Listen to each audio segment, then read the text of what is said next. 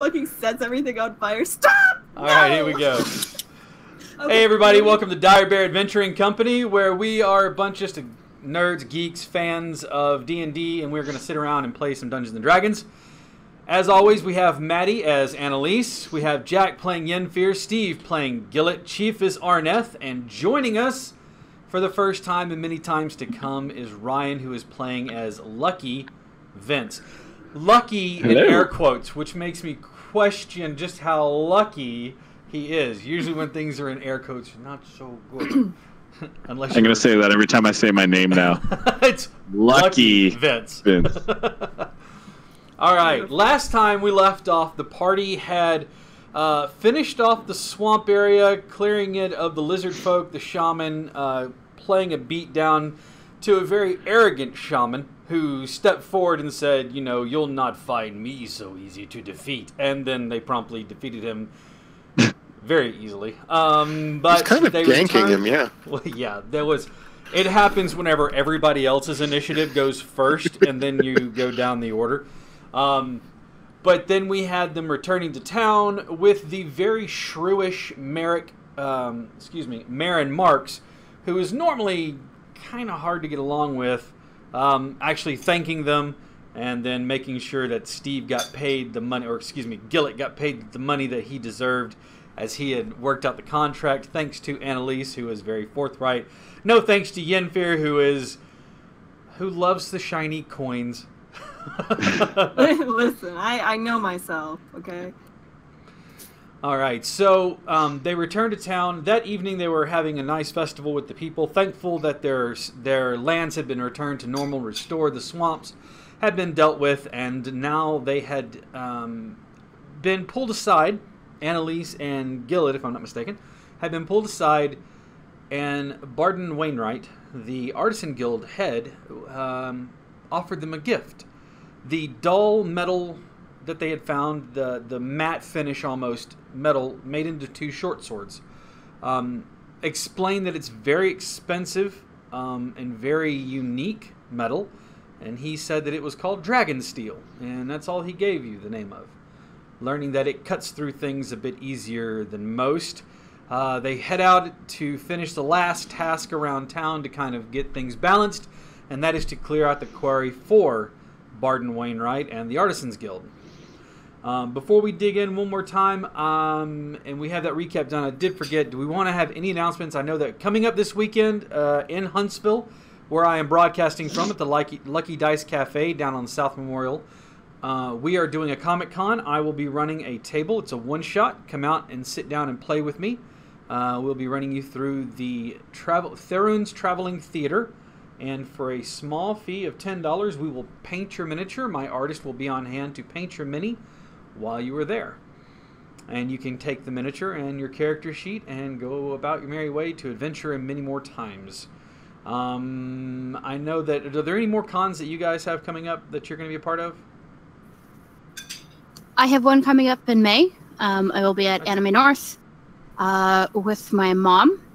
And I will be dressed as an Abyss Watcher from Dark Souls 3. Yes, you have a sword that there, you need come to say cut hi. out. I do, actually. Giant sword. It's over there. Excellent. And as you can tell, the format is a little different tonight. Instead of being in a box up in the upper window, I'm actually here at the table so that the players don't feel left out and all they hear is my voice. They don't get to see my wonderful facial expressions like the rest of you do at home. So we're going to try this and see how it works. Again, as usual, this week our maps, just like the last few weeks, have been brought to you by 2 Minute Tabletop for the pre-made maps. And then, of course, I made tonight's map that they'll be delving into from Tiamat, a plugin. It is free. I suggest you check it out. I have a video that I posted up on YouTube about several different tools that you can use that are all free or with a very low cost. Random generators as well as those that will allow you to build out your own. And with that being said, we will go ahead and dive into tonight's episode of Dire Bear Adventuring Company, The Foundations of Adelar. The party itself awakens the next morning. If I'm not mistaken, Gillet, were you the last on watch, or was it somebody else? I believe I was first watch. All right. I need those of you who are awaking first to give me perception checks, please. So the party, with the exception of Lucky Vince, please give me a perception check.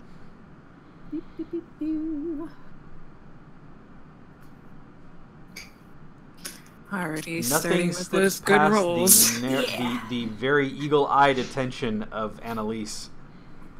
As you look, stretch, get ready to prepare for the day, there is one figure missing.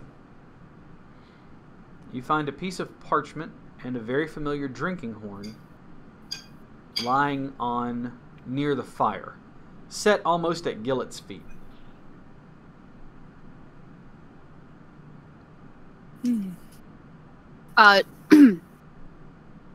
Well, I'm going to pick up the horn and read the note. It simply says in a very flowery handwriting, "Thank you all for your time. Unfortunately, there are needs that I have that drag me away to other locations. As I don't know when I'll return, I would like you to have this, as I feel that it would benefit you all greater than it would me on my travels. Farewell, and may fortune never favor you. Shethun." And there, lying on the ground, is the horn, the drinking horn, that you've all come to know and love so well, as it is filled with wonderful healing magical properties. At least for 2 swigs, and then a refill. What's the dice to roll for that? That one is a just a healing potion, so it is going to be 2d4 plus 2 whenever you drink from it. Okay, thank you. No attunement required. More can be discovered if you have the time to sit down and actually study it, but for now, you know that it is filled with a healing potion that does 2d4 plus 2 when you drink from it. Each time you use it, it has, when it's full, there are 2 uses of it, and then it takes 1 minute to fill up completely. Okay. All right. You break camp and you set upon your way. You find the quarry not very far down the road because you had found it and then backed off from it. As you can see, the quarry itself has a winding path down around the outside of it that leads into the quarry proper. There is no light from inside, and it does not look as though it's been in use at any time. There are a few mine carts just outside of the opening, wagons and emptied carts that look as though they were used to haul ore or stone and other things away from the mine itself. I'm going to go ahead and open you up to the entrance. Boop. Bear with me.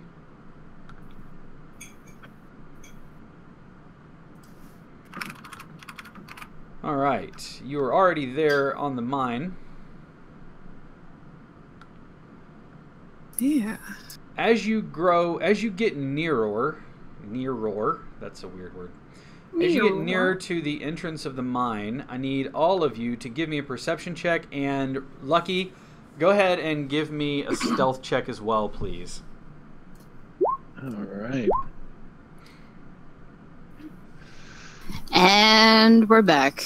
Oh, boy. Oh, First they're roll. the Nat rolls we 20. were expecting. All right. All right. The Of course, that's your first roll of the session. way to set a That's precedent. amazing. That will probably Yeah. be the only one you get this evening. Yeah. But it's okay. We're going to have a good time regardless of it. Yes. The entrance to the mine is dark. Looking into it, you can see just using the ambient light from outside that shines into the cavern. You can actually see about that far, and I'm going to open this up a little bit more. You can kind of see around the edges there, for those of you who have dark vision.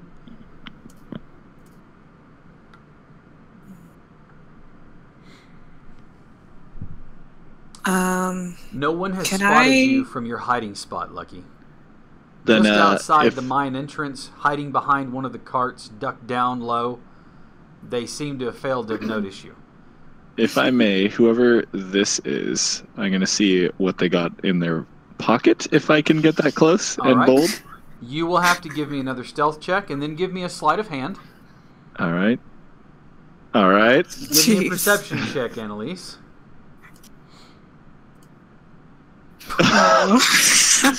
All right, give me a sleight of hand. Give me another perception check, Annalise. Okay. You successfully slide up behind the figure without them noticing you. You reach your hand ever so gently. A practiced move. You've done this so many times, it's almost a reflex now.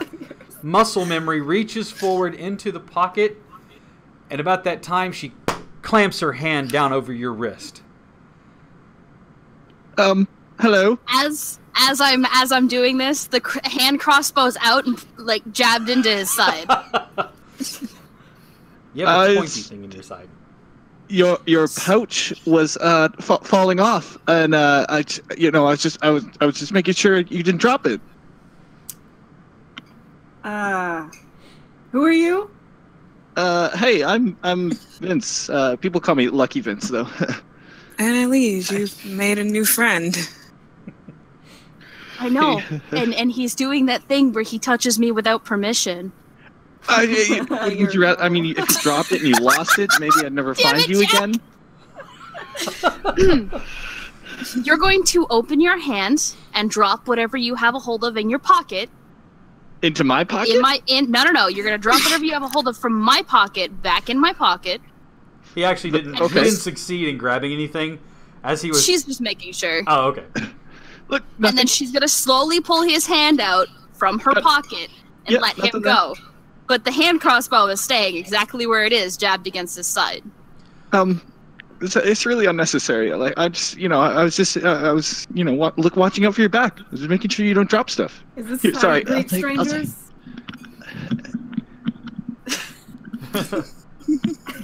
Sorry. I know it kind of probably is a little weird.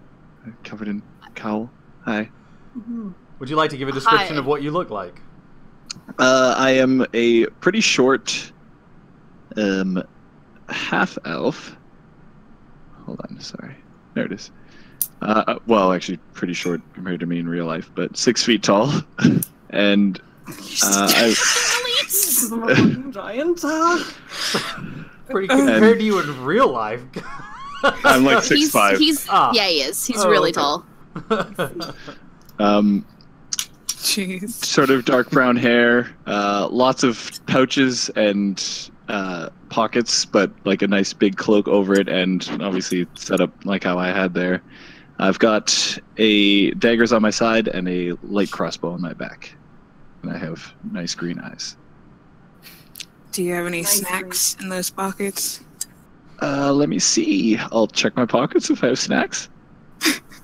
Standing before you is an eclectic mix of individuals. 2 half-orcs of varying skin colors. One of a gray with dark hair pulled back, shaved underneath, and then pulled back into a mohawk that braids down into a long ponytail. A thick, nice trimmed but thicker beard, kind of like mine, rests on his face. The other one is green-skinned and has long hair that's been pulled up into a bun. He wears loose clothing and apparently no armor whatsoever. The other one wears leather armor and has a longbow slung on his back. Next to them, well, the individual that... We'll get to him in a minute.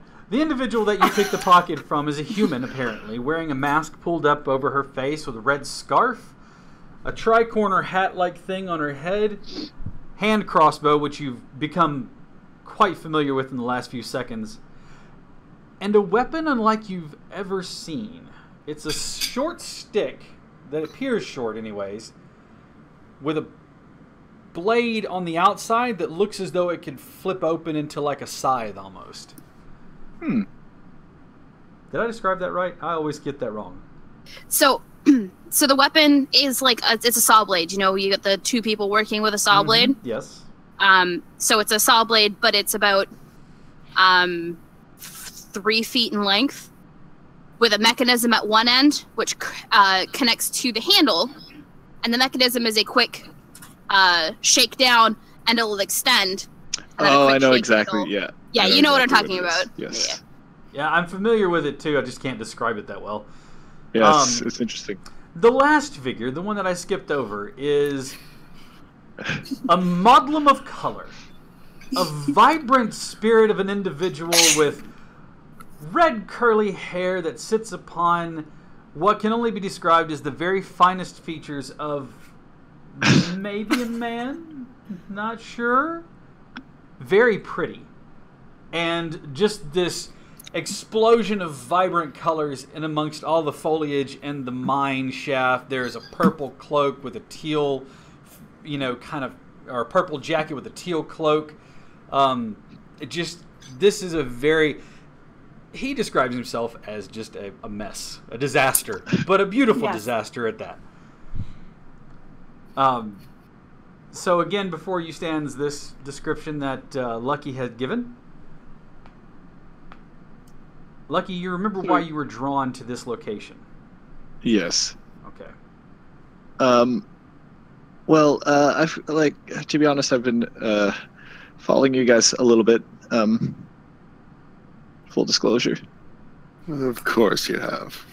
Probably your best idea if you don't want the bolt sticking out of your side. What if I just come with you guys and we just check out what's going on? And do here? what? Well, okay. Oh boy. I had a dream, kinda, and I'm just curious about it. So. Did that dream end with you murdering any of us? No, nothing like that. No, not at all. All right, he can come. You know what? I believe him. Thank you. I have one question for you. Yes? Do you drink? Specifically, Well, do you drink on the job? Well, water is good for you if you're supposed to have, a good, 2 or 3 cups of water before you go to Alcohol bed. Oh, yeah. I have drank on alcohol. the job. No, Good. I have no problem with you. I don't really have a job, keep though. just keep your hands out of my pockets and don't fucking touch me again. No, it wasn't. Okay. Hey, since you're our newest member of the party, why don't you take point? Go on. You'll be fine. You're very stealthy. I don't think that's His not a name good is idea. Lucky.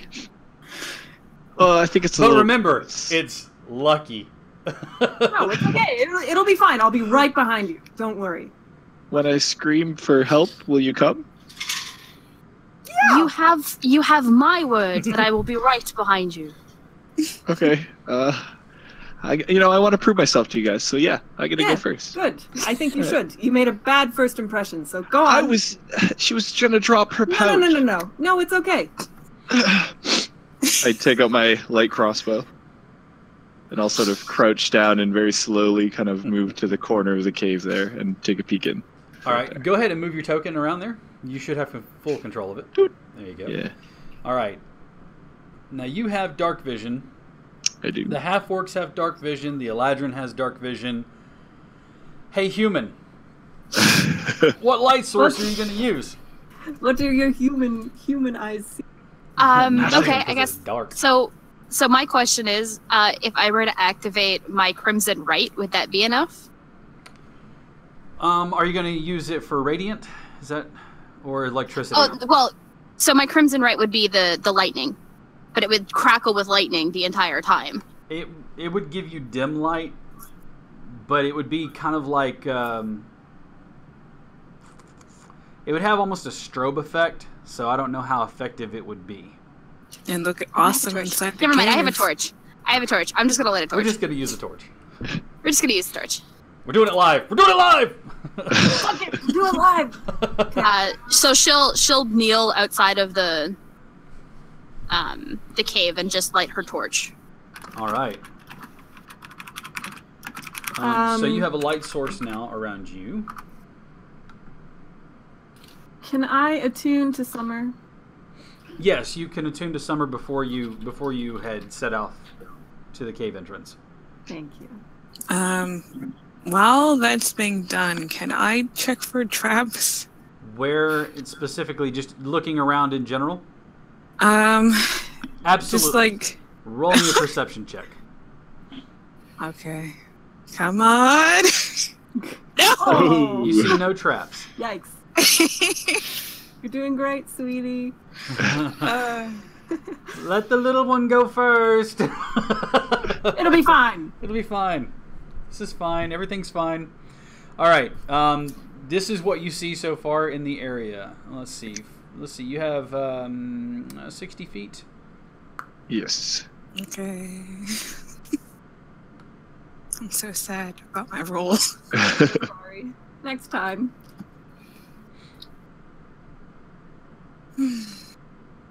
All right.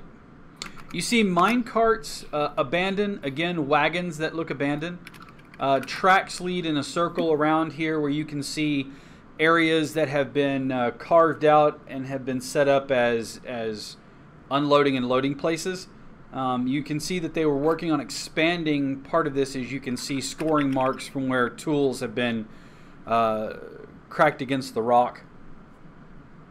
You see these white areas right here are void space, so you see like the walls themselves come up around here, so you can see that there are two large pillars of stone that have been roughly hewn and cut to continue to hold up the cave or the cavern above you. Each one of these little circles here is a sconce. Each one of those, like the one you're standing next to, they're a sconce. They currently hold either a torch or a lantern with a lamp and oil, or a lamp with oil in it. But all of them have been doused or have died out and guttered out. So they are currently not providing any light whatsoever. Well, there's lots of empty torch sconces, and there's a couple pathways. We going left or right? Left. All right, I'm going to move a little bit further in. I'm going to look around sort of the ground, just like checking for traps. Is any like footprints that go a different direction or anything like that? Give me a perception check. I will do that. Ooh,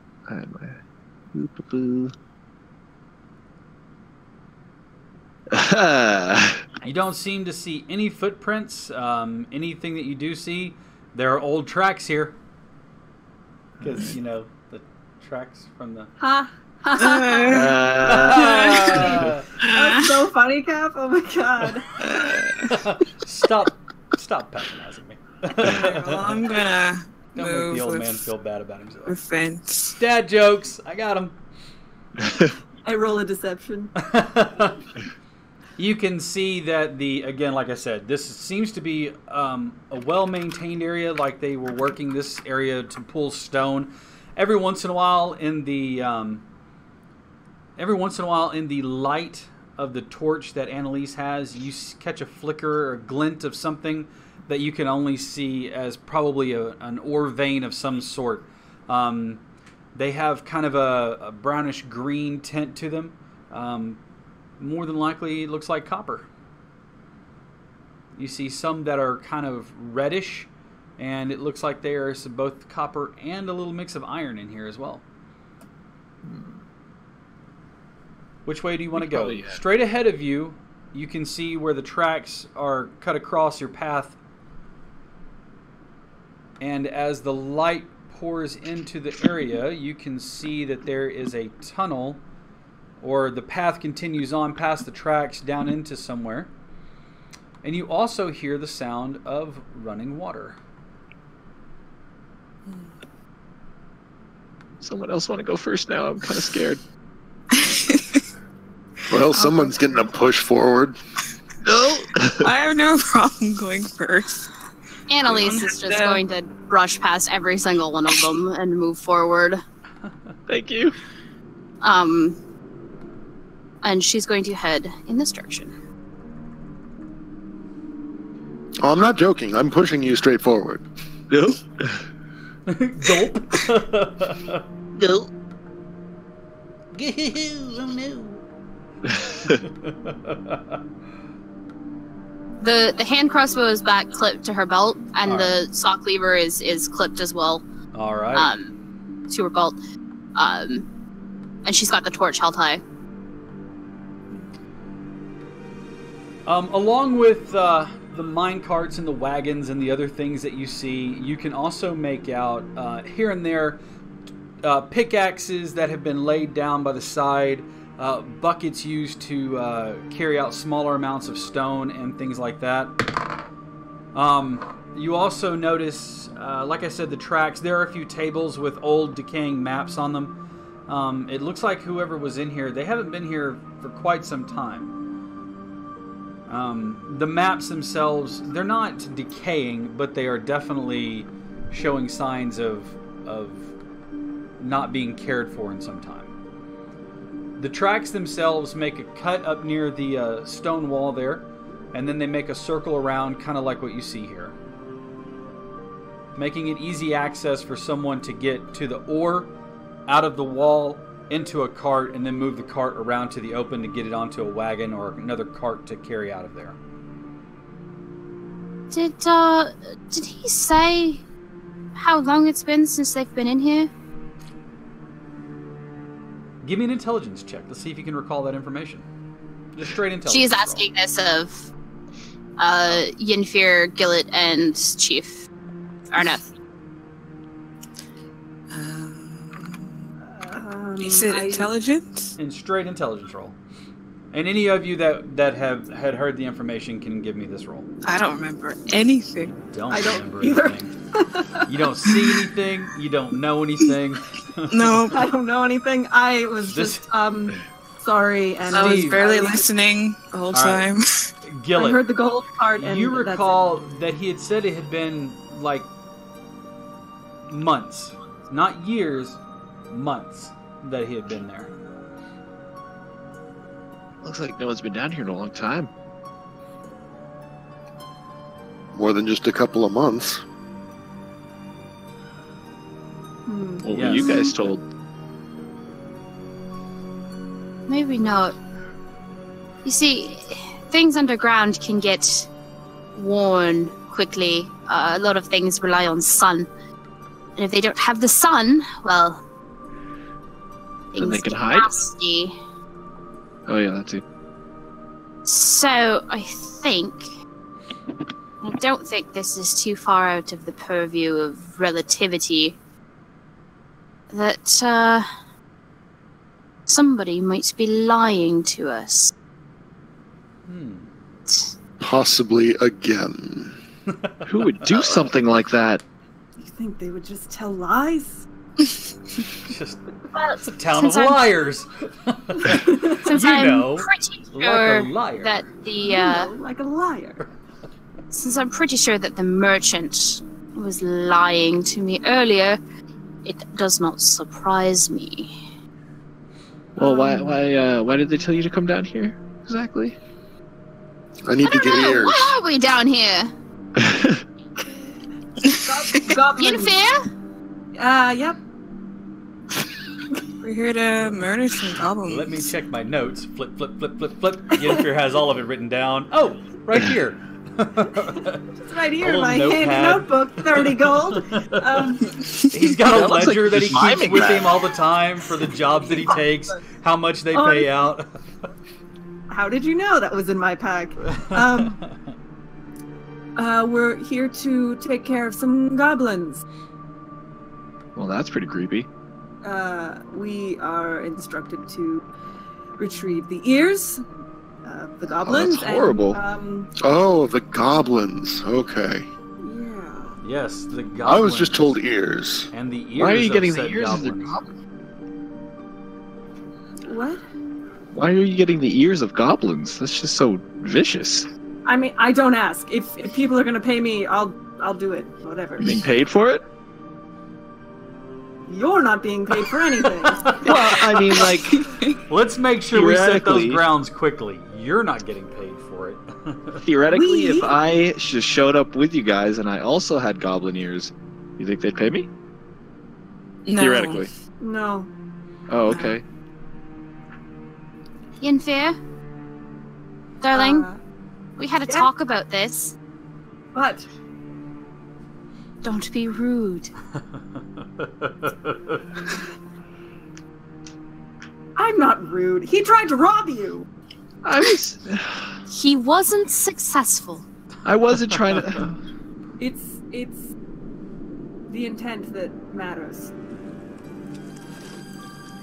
I would never try to rob you. It was a misunderstood circumstance. Yeah, I say we just make sure he doesn't kill us in the meantime and see what happens from there. Don't I mean, worry, you're he doesn't pretty look big. that intimidating to me. Let's go. Arnett, Thanks.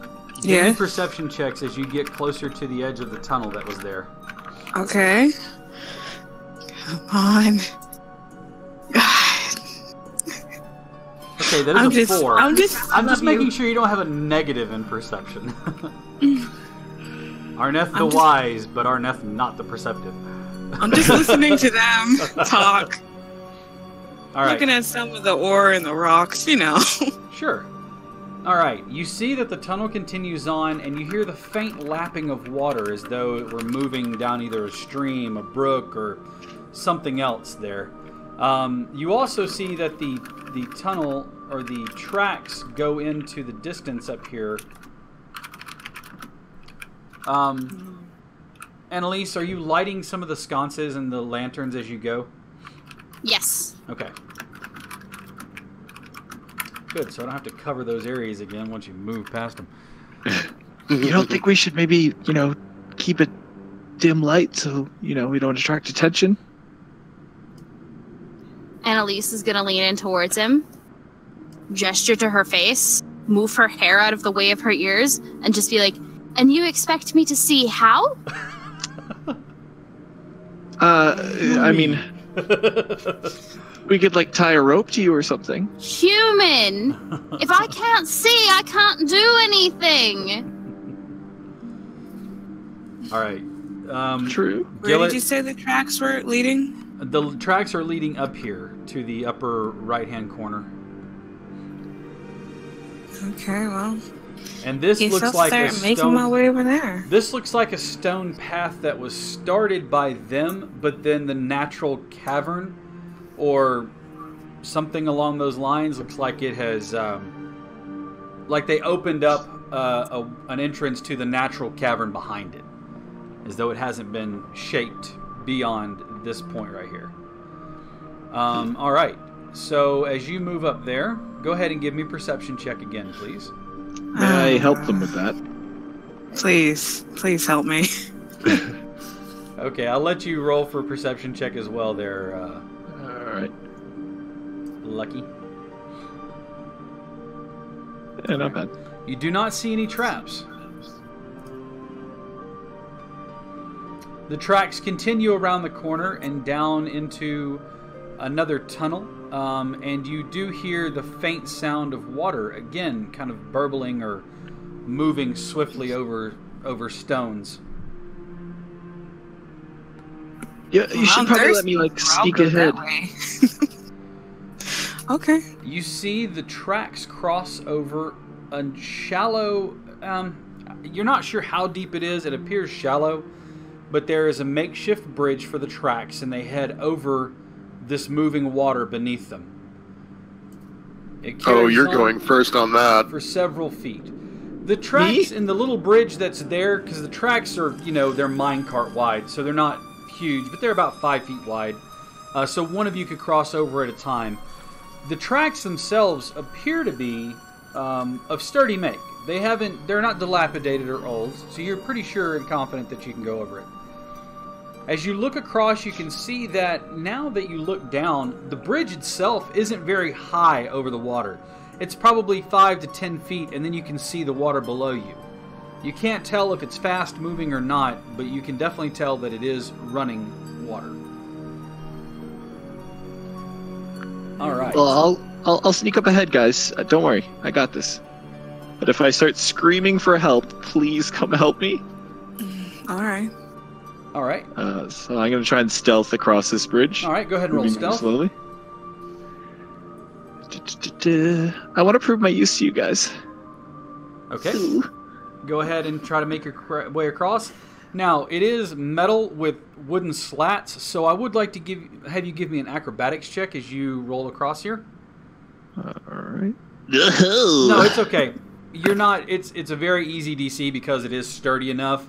So as you go to make your first step, your foot kind of slides through, but you easily fall and catch yourself hands and knees, and you finish the crawl on hands and knees across. I saw that. To brace yourself. I'm fine. Oh god. You can see that the tracks end in what was going to be the continuation of the tunneling just ahead of you. Again, there are several buckets, lots of pickaxes and shovels and all sorts of mining equipment that is here, but the track itself just ends. I'll take a look around, check the walls, see if... Okay, go ahead and give me an investigation check, please. Oh, we'll try. Oh! Nice. Second natural 20 of the day. Living up to your name. The water itself, the walls itself, don't appear to hold anything of interest. But what you do notice is on this back wall right here, the one that's furthest from you at the moment, there's moisture collected, and as you go up and touch it, there's where you moved your hand down it and kind of touched the moisture to your fingers, you see more moisture appear. I'm gonna come back to here. Okay. Is it far enough that I can like keep a low voice and be like, "Hey guys, come on! One of you big guys, come with me." Yeah. I mean, it's far enough. It's only like maybe 15 feet at the most. There's something over here. Or shall I? Okay. Give me an acrobatics check as you cross the tracks. Okay, easily. Watching Lucky the first time across, you actually nimbly pick your way across, pirouetting right as you get to the end, just as a show-off moment. Arnett, are you going across as well? At that. I don't know. I'm ready to roll my rolls. Okay, I'll go. Give me an acrobatics check, please. You also go to step and your foot falls through, but you catch yourself again. But you've got one foot kind of awkwardly propped up and the other one fell through the slats. You push yourself back up onto the track and crawling using the track and the slats, very carefully placing your knee, you succeed in getting across the track. It's not as easy as that other guy made it look. He's a monk. What do you want? All right. Again, you see. I'll direct them. I'll direct them over to the wall and be like, "Look, I think this wall is kind of thin." The cool of the tunnel leads way to a little bit of moisture, and again, you hear that slow drip of water somewhere in the distance. And as you look at the wall that's here, seeing the score marks from pickaxes and scooping from shovels and things like that, other mining equipment, the wall has moisture on it, and if you wipe it away, it doesn't take very long for it to coalesce again. Either the dampness of the cave in this particular location, or maybe the cool, you're not really sure, but it appears as though the condensation keeps appearing.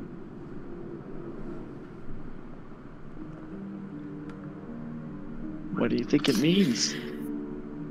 I think it means we should probably leave. I think it means we could maybe knock this wall down. Maybe there's something behind it. With what? There's pickaxes there. Yeah, and you guys are pretty big.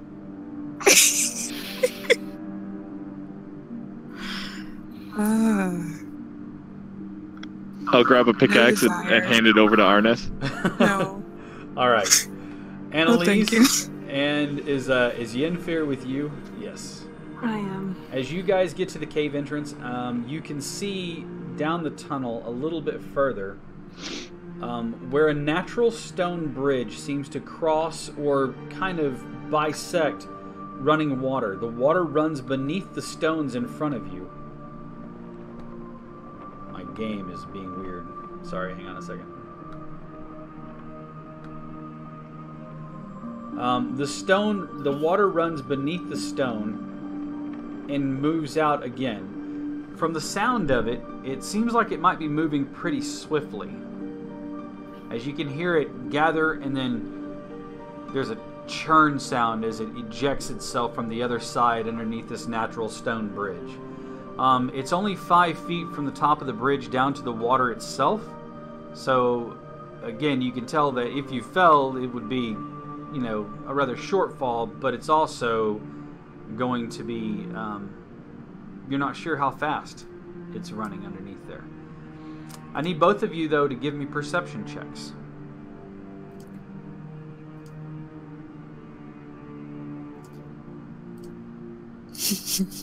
Okay. Arnett, Boy, these perception checks. have you moved up to the edge of that tunnel there?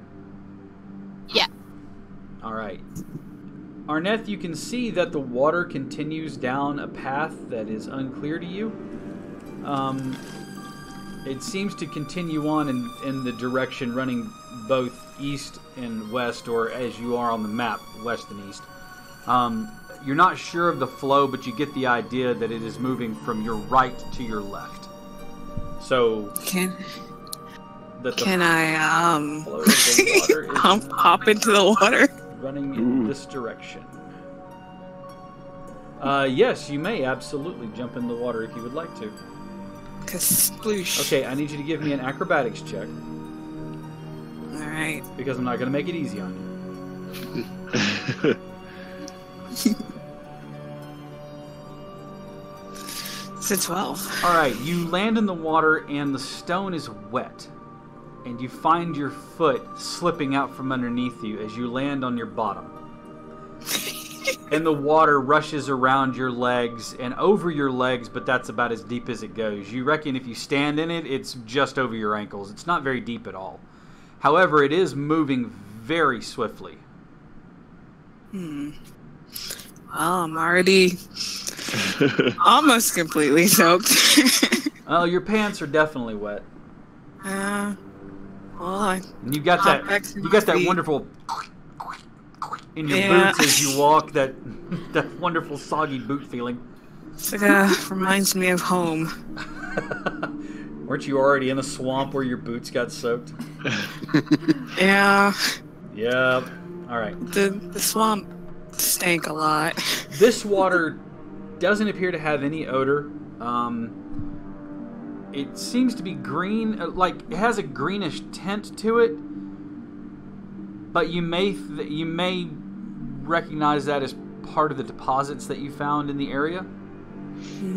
Okay, well, I'm gonna look back to the other two in their direction and say, hey, you guys want to come get wet with me?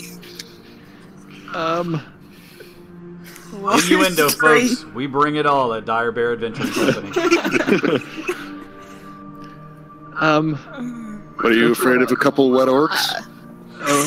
Also recalling that Lucky, that the only female you've seen so far is the one that threatened to shoot you with her hand crossbow. I mean, I'm probably used to stuff like that. As you guys, Annalise and Yenfir, you guys hear a splash sound from up the waterway. You're left as you are looking down the tunnel. Can I see that far? How far is it from like where we are to where? 5, 10, Arnett 15, is? 20, 25, 30, 35, 40, 45, 50, about 60 feet or so. Okay. So you could see it, I don't have a chance. Okay. Yeah, with the torchlight adding to your low light vision, you absolutely can.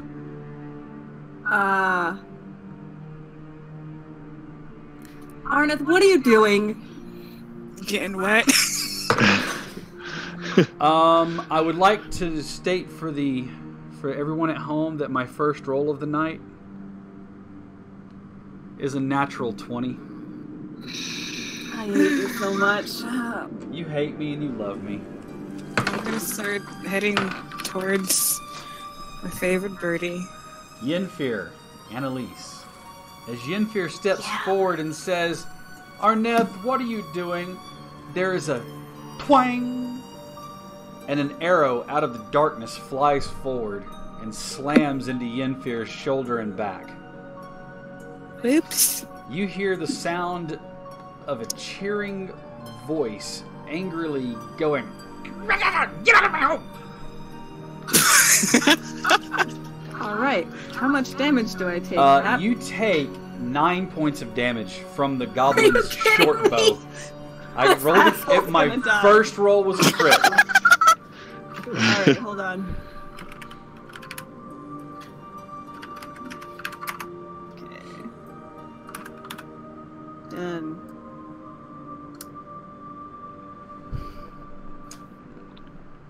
And with that in mind, I'm ready. let's all roll for initiative. You're What if already what if I ready. don't want to? Whenever you roll for initiative, I'm going to go ahead and add your turn in there. But just so you know, Lucky, in the future, if you click on your token and then hit initiative on your character sheet, it will automatically roll it and add it for you. Ooh. I've added it in there so you can manipulate it and add your 17, so that way you keep your initiative order. Cool. Good to know. Not a problem. I'm glad to have you. Ooh.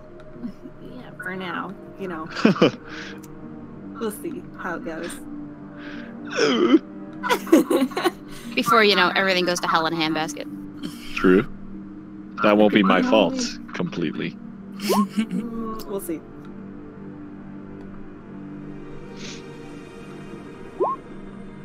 Let's just see how this goes.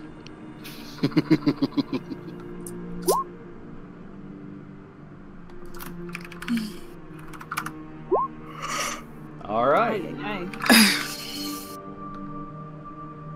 Let's see here. Gillet, you heard the sound of someone yelling at you.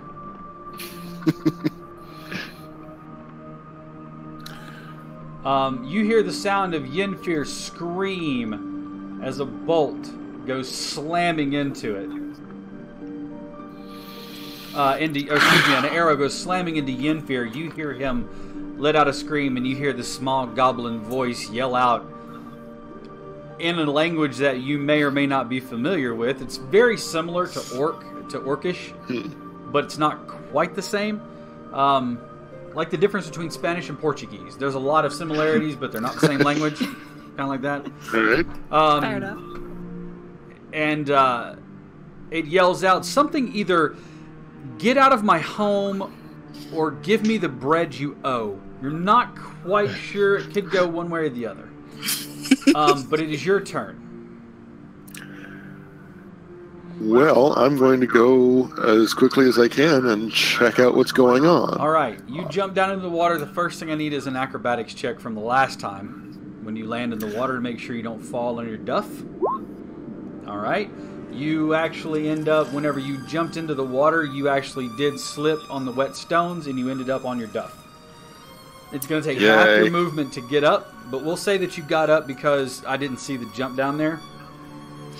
So I will allow you to move that distance. However, keep in mind that you are moving across wet stone and the flow of water is swift and it's going with you. So you will have to roll me acrobatics checks for every 10 feet of movement. It's going to be pretty much like rough terrain with a chance of falling down. Oh, that is going to be just awesome. All right. The rough terrain is... Nope. Nope. What's that? Nope. Not with Arneth near him. Well, I was going to say, with Arneth, it's not difficult terrain, but the wet stone isn't negated by the Natural Explorer. So he can still move as though it's not rough terrain, but every 15 feet he's going to have to make an acrobatics check to make sure he doesn't move or fall. Okay, but it's for the party, not just him. No, I understand. It's for everybody. There's no rough terrain counted moving across any of the wet stone, but the acrobatics check still applies because of the fact that it's wet stone and swift water. It doesn't negate that part of it. All right, there we go. Very well. So, Vavoop.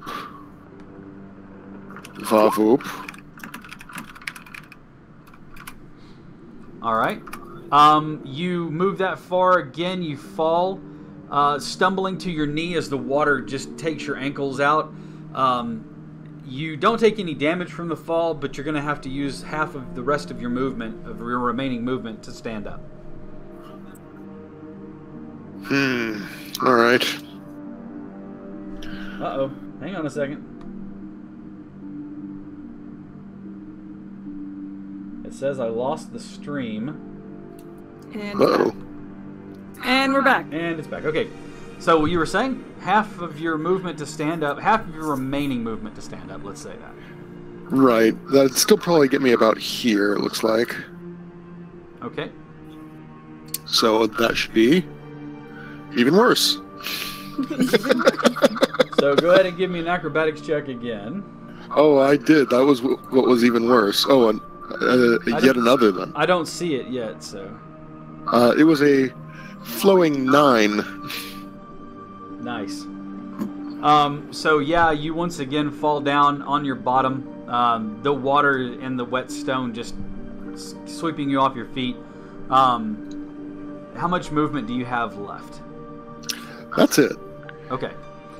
You can rise on your next turn and try to continue on. All right. Very well.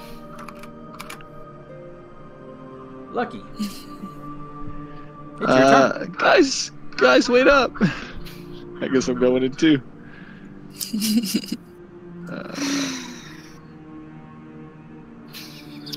Wow. Not bad. Teach me your ways. What happened to me Not seeing any being of the Twinkle rolls. Toes? Hang on just 1 second, guys. I'm going to have to refresh because I'm not seeing any of the rolls or anything. Give me just 1 second. Let me refresh this. All right.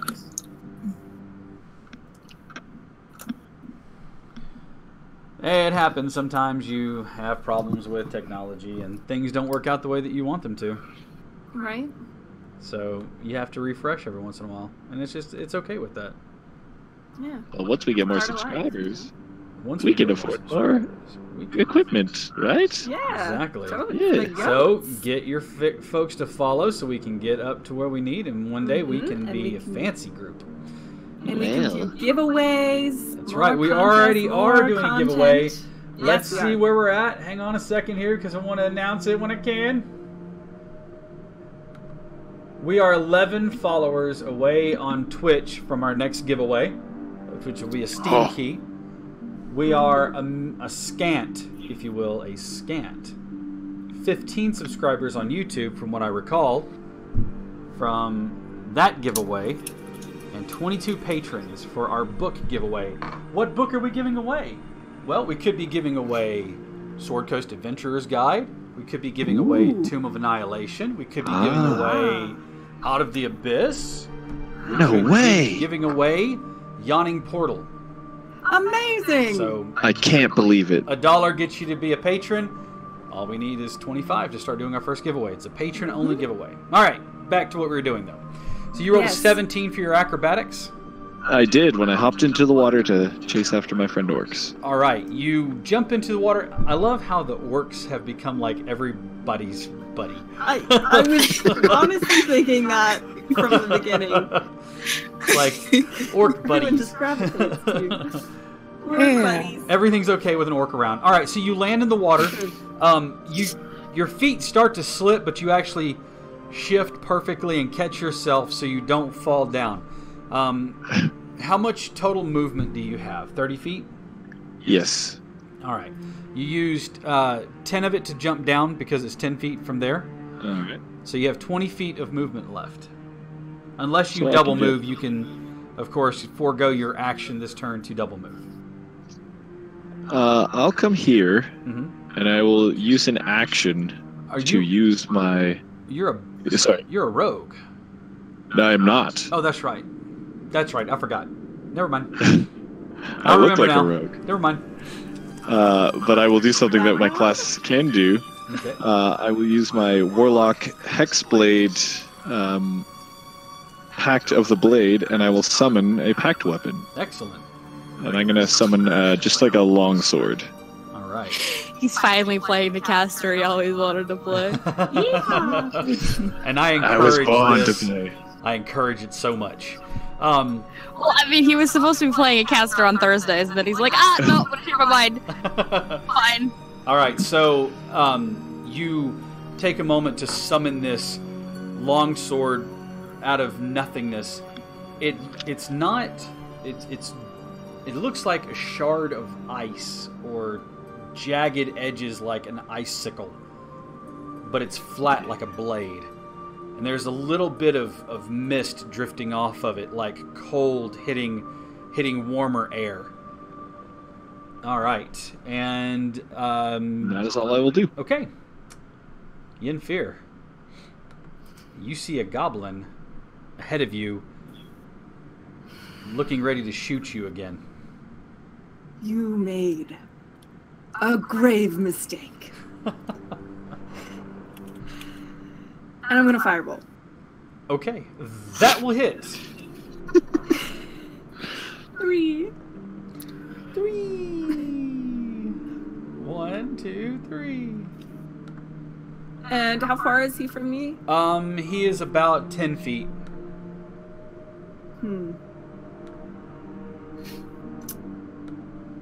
Okay. That will definitely hit, by the way. Just so you know. Yes. Good.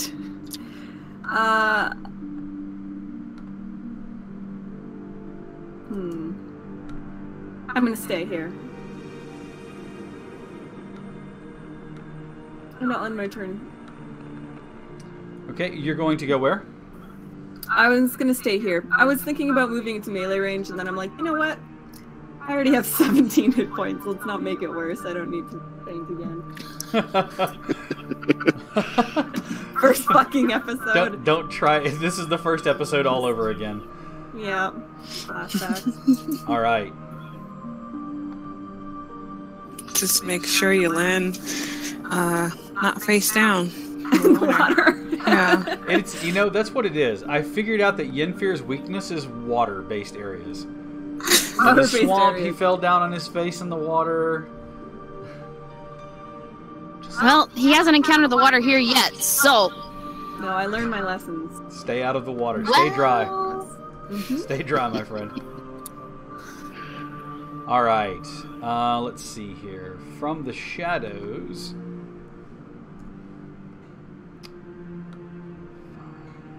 Let's see. It's this one's turn. Okay.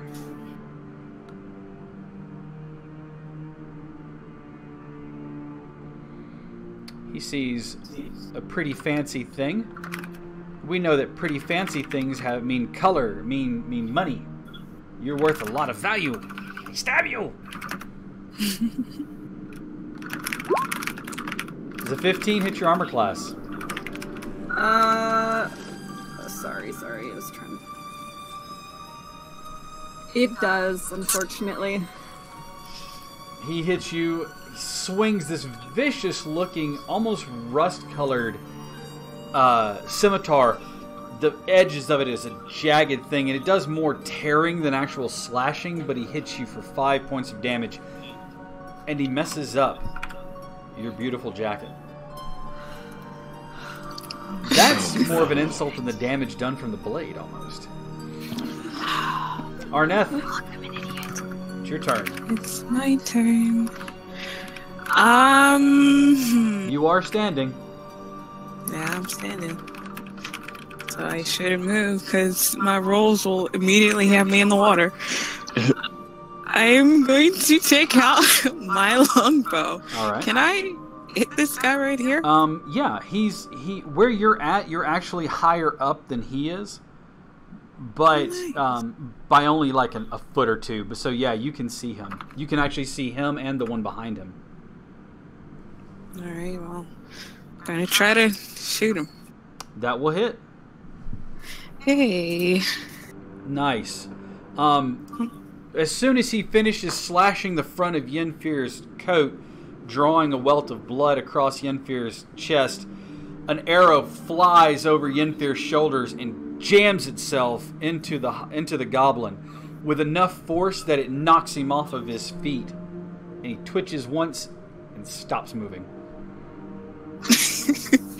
Congratulations! That was for the You coat. just one Nice shot. You just one shot a goblin. Feel proud. You had it coming. Yeah, he did. He messed up Yenfir's jacket. I mean, don't do something like Thanks. that. Just over the shoulder. There's a little wave. Thanks. I got you. All right. Next up, unless there's a bonus action that you would like to take. Can I move as a bonus action, or movement no? is part of the thing. You can move. Absolutely. Okay, I'm gonna. Where would you Move like to move to? I just want to move right there. All right. Go ahead and make an acrobatics check. Do it. You got this. Excellent. Yeah. Nicely done. You feel the reason why it's a little slipperier or maybe a little more treacherous is because it's actually moving down a little bit. It's actually a downhill grade. It's very slight, but enough that it's, causing this uneasy movement. But you were actually able to stabilize yourself as you move through the water, and it is now their turn.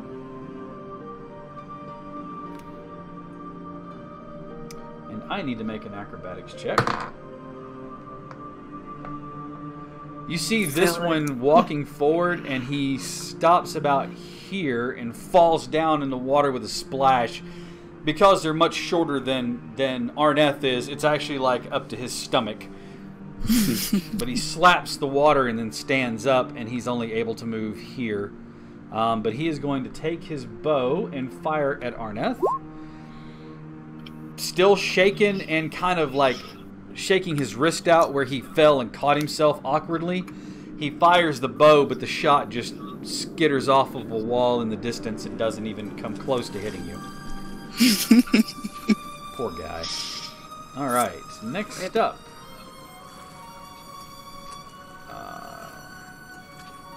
What happens when the DM makes his own critters walk through the water? You see this goblin coming out of the shadows, and he kind of stumbles for a second, and then catches himself. You see him kind of, like, he has that look of, oh shit! But he scrambles up onto the walkway, and he is also going to take a shot at Arneth. Does a 19 hit your armor class? Yeah. It This does. one, not as shaken as the last one, fires the bow at you. You take 3 points of piercing damage as the arrow hits you in the arm. It doesn't stick in you; it slides through the armor, but it does leave a nice welt, and there's a stream of blood starting to well up and flow on your arm. It's gonna sting later. That's gonna leave a mark. That is then quickly healed by cure wounds. 5. Yeah. He's going to come up and 22. Whoa. Oh my god. It's not a critical. This one also takes a slash across you, leaving another red welt and tearing your coat again. They have something against this coat you have on, but leaving you with 3 points of damage. And this one is a thin groove that comes across your chest. And you just keep telling yourself, chick stick scars, as you leave a little red line across your chest where they slashed your coat. And we are now to Annalise. Please kill them. With pleasure. And she's going to draw her saw cleaver, slash it against her hand, spread the blood across the blade as it starts to crackle with lightning. Mm-hmm. And then she's going to attack. Can I move here without, I'm asking because if I move, down here, then I'm going to be breaking threat range, but if I move here, then I have an advantage. You can't really, because you can't move through his square, and he is at the corner of that wall, so there's not really a way for you to move around him. Okay. That's fine. Then I'm just going to attack him. Excellent. After I quickly deal with a quick thing. Here we go. After I click that thing with the stuff. After I do the thing where I take away 1 HP from slicing my own hand open. As you do. Yes. Nasty habit, that. 15 to hit. That will hit. Nice. So you bring the saw cleaver down, and it tries to hold the shield up, but you batter it away and dig the saw cleaver deep into his body. As you pull away, a little bit of gore comes off, and the wound crackles with electricity. He looks down at it in almost astonishment, and by the time he raises his head to look at you, he just slumps to the ground dead. And then she's going to use her movement to move over here, Excellent. saying, "You really shouldn't have hurt my friend." He doesn't really reply. He just kind of looks at the fallen foe or his fallen friend, and looks at you and looks at the fallen friends and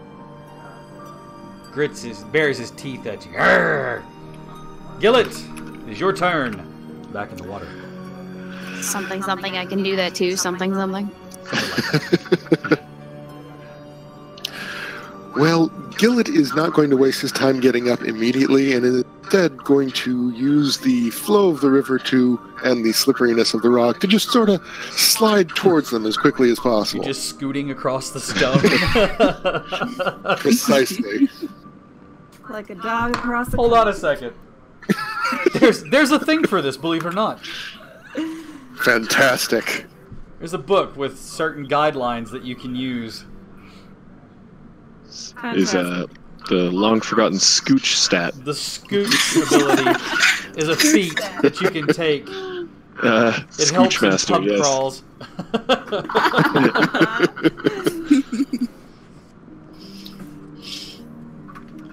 Scooching.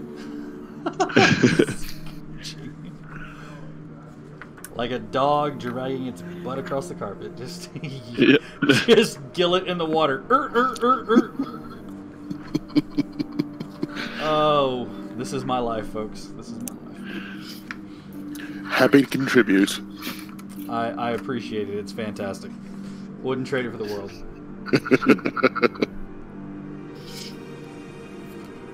Oh, let me find the thing about being prone.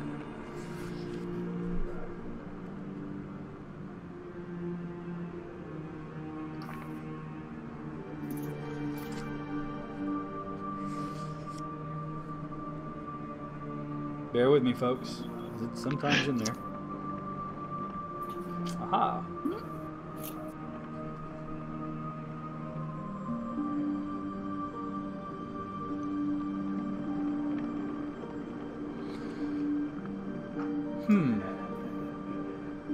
Normally, crawling would cost you 1 extra foot for every foot of movement. So, basically saying, you move basically at half of your effective range, or your half of your effective movement. However, with swift water, you going with the flow on the wet stones, I'm going to say it negates that, and you're able to scooch. Your normal movement is what as a monk? 40 feet right now, or is it 50? 40. I'll It's say 40. you're able to move 30, and not because you can't scooch that well, but just because it's not a normal means of movement for you, and so you have to kind of do your thing where you woo woo. All right, but I will allow you to move 30 feet, which should put you just at the edge of that, if I'm not mistaken.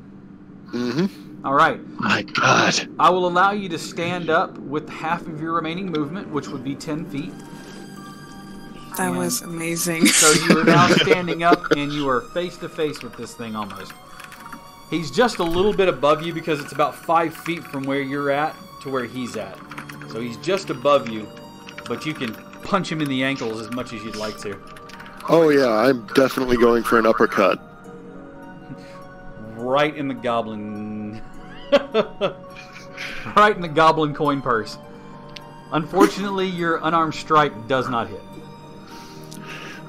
Well, His time coin to try purse is the safe other for fist. now.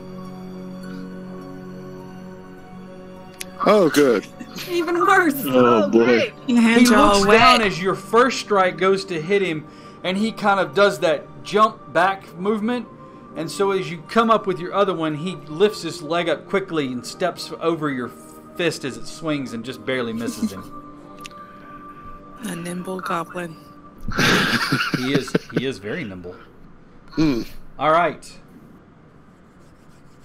Is there? The That was first your time bonus action. someone You went moved for your his action? ankles. That was. All right, so it is now Lucky's turn. I will try to move up as well. right. 5, 10, 15, 20, 25, 30. I can get there. And with my fancy new ice sword, Okay. I will try and take a poke at this guy. All right, so go ahead and roll to attack. That will hit. Yeah. And then that's Oh, the that's first beautiful. value. You're using it one-handed. Yes. Perfect. Make You sure I bring get the that right. sword. You bring the sword up over your head and slice it down through him, catching the hilt as the sword cuts through the goblin, nearly cutting him in half. He looks at you in surprise. His breath comes out a little cold, and then he's expired. This is an ex-goblin. I can't believe it's not Goblin. Do you have a bonus action, sir? I have bonus actions, but nothing that I can use right now. So All right. That's all. So, next up, Yennefer.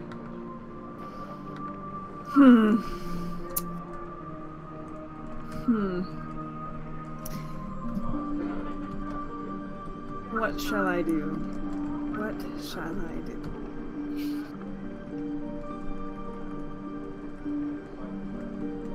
I'm going to use Firebolt. Again. Classic. All right, that will hit. So, My baby fires. I know. just a little. I know. I know. It's like a little Trust- poot. Just- No Rollins, that's for sure. it just goes. It's. I love that you lob it from your hand with this whoosh, and then it hits with a poof. He screams and then goes, "Ah," as he has now got a Hi. singe mark on his shoulder. He yells at you in some foreign language to you, unless you speak Goblinoid or Goblin. I do not, but I'm gonna be like, oh yeah, you too! He cocks his head, kind of like, what? All right, next up is Arneth.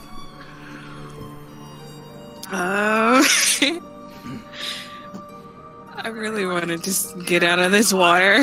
All right, well, you can move and try to get out of the water.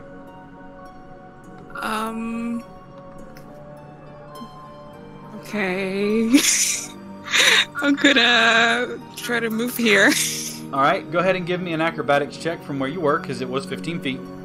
Yeah. Oh, excellent. You go to cross the water to try to get into combat, and you put your foot down a really wet stone, but your foot slips, but you then put it heel to toe and tip your heel back, so you actually slide and come to a stop and then jump up onto the stone, making it look like you did that on like those wheelie shoes, you know, just sliding on Those one foot in Heelys, front of yeah. the other one. Nailed it. It looks badass. All right, so you are now base-to-base contact with said goblin. What would you like to do to this goblin? I wanna just shoot him with my longbow because I love that. I love that you have Gonna this try. feat that allows you to do this. Yeah. Oh. These rolls! You I know. you take the arrow, knock it, and fire in that one swift motion that you're so used to doing. The goblin looks up and puts his hand up about the same time that the arrowhead slides past him, and he closes his fingers around it. He's so surprised that he catches it, he actually throws it down. He draws his hand back and looks at you and in a panic. Like, I I'm can't gonna- believe that worked! I'm gonna say that was awesome in Orcish. Just because it was. In Goblinoid, might be he able to responds see it. back something like, I know! Yeah. It is now his turn.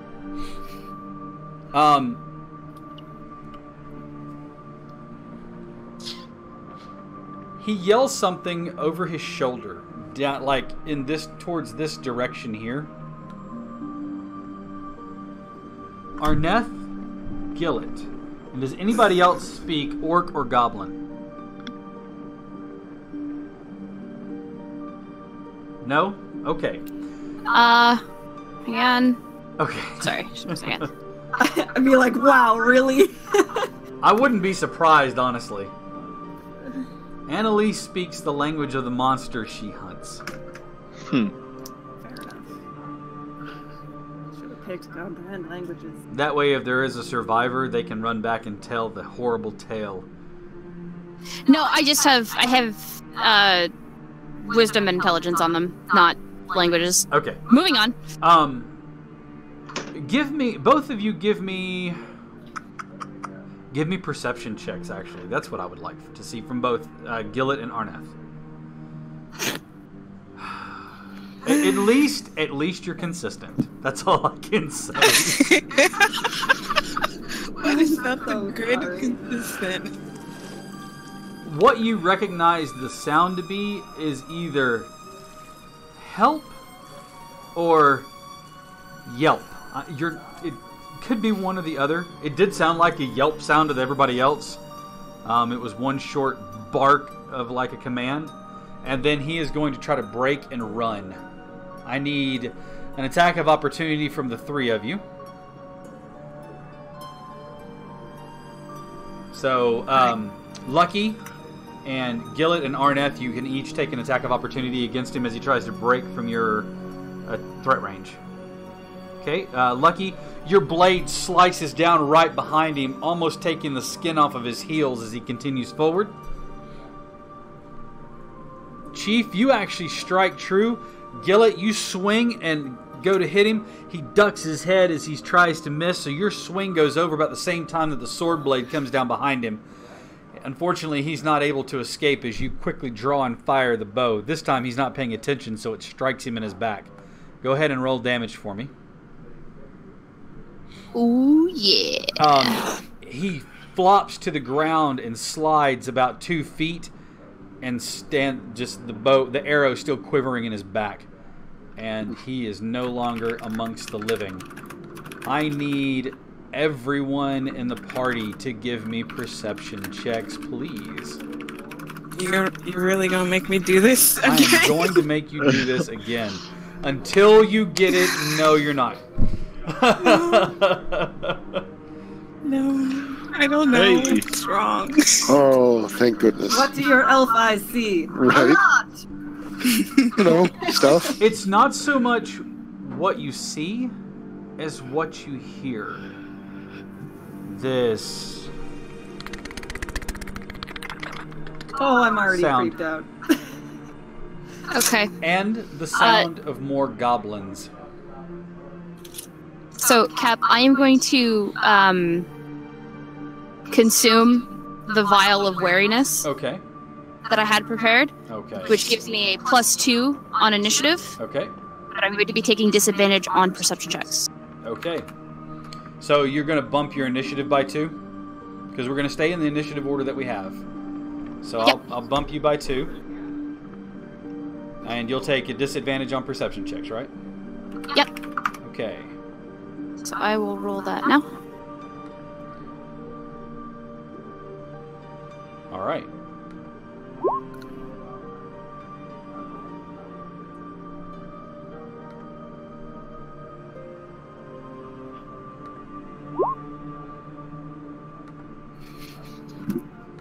Oh my god, Ryan! All I see is you just like fiddling with your camera, You just trying got to to get get that the good right angle. angle. It's like a selfie. It's just Just got to get my the right- computer is super bright and it makes me look so pale.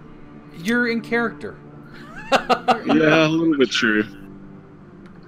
I mean, Ryan, same. But you look like human skin toned. I look like a ghost. Like, look at me. To be honest, I should actually be looking as pale as you are. Can't you turn your exposure down on your webcam? I just bought this yesterday. I don't know. Or whenever we did Wait. our stream.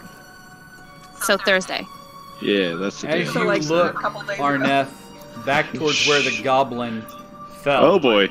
You look up at the ceiling and you see a spider, and mounted on its back is a goblin. We've got spiders incoming. Goblins and spiders. No, you've got vomit incoming. I'm sorry. What did you say? Goblins riding spiders. Oh God, please. There are That sounds goblins riding on spiders. It's very ingenuitive. You watch as this one crawls across the ceiling and then drops down right in front of you. The goblin is going to... actually, they're both going to get an attack.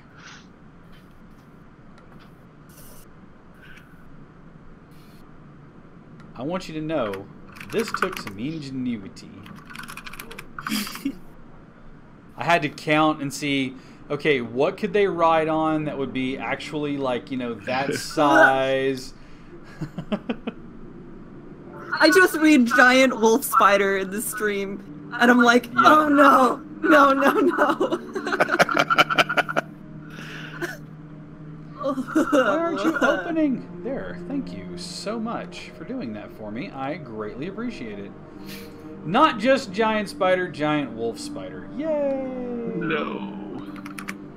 Make it stop. The goblin comes up, and instead of holding a scimitar in his hand, he has a short spear.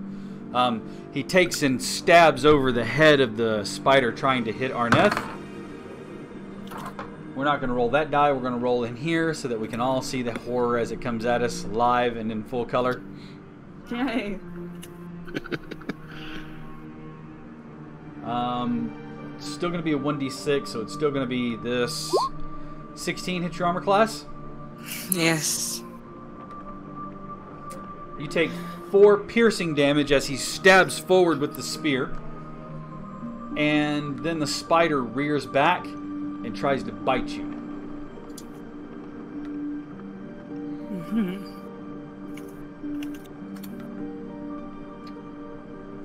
Luckily, unlike other spiders, these don't have poison. Does 13 hit your armor class? No. Alright, so he tries to snap his mandibles around you, but you're able to dodge out of the way of his very menacing looking bite. Gillett, I have a question. turn. Yes, fire away. I have prime evil awareness. Does a spider count as a beast? Spider does count as a beast. Okay. Giant wolf spider is a medium beast. It is unaligned.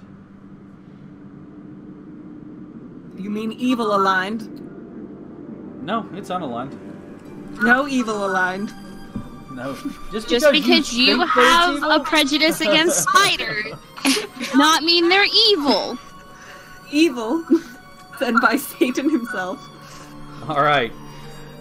Next up, Gillett, is your turn. So you have a wolf spider, and there's a goblin on its back, and he seems to be like, he has his hand on the back of its head, and there's a small, it's not even like reins, it's like a handle, and there's this metal thing that's fitted around its head, and it's controlling it like that. Well, as I attack, I'm obviously going to be asking, okay, I'll bite. How did you get that to happen? Training. Moving here. Alright. Training. You have to identify which one you're aiming your attacks at. This friendly-looking goblin here. The goblin, alright. Attack the goblin. Hiya. No. Okay. Hiya. Still no. This is going Even very worse, well no. for me. Remind me. I did tell you what those swords, the benefit was to those, right? In terms of the It's a damage, +1 to attack and damage.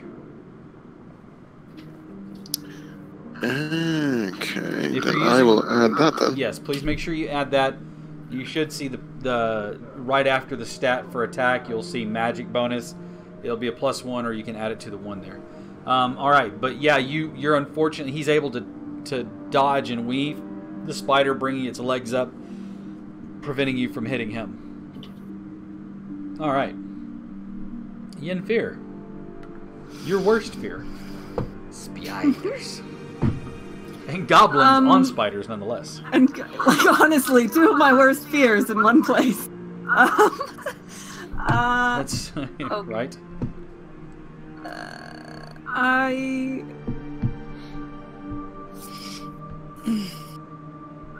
I'm so tempted. Okay, no. You know, I think you should heal yourself. Thank you for your suggestion. Great minds. I'm going to cast Cure Wounds What a great idea. on myself. All right, you You're cure no wounds on use yourself. to us if you're dead. You're no good to me dead.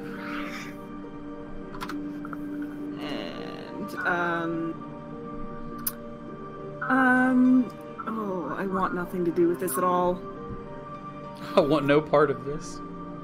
But I should probably move up a little. So I can heal people, I guess, or something. Ugh. And that's it. All right, so you cast healing on yourself. Cure wounds, you get back 4 points as you touch yourself. Yeah. Where do I touch myself, Cap? You just slap yourself in the face. In the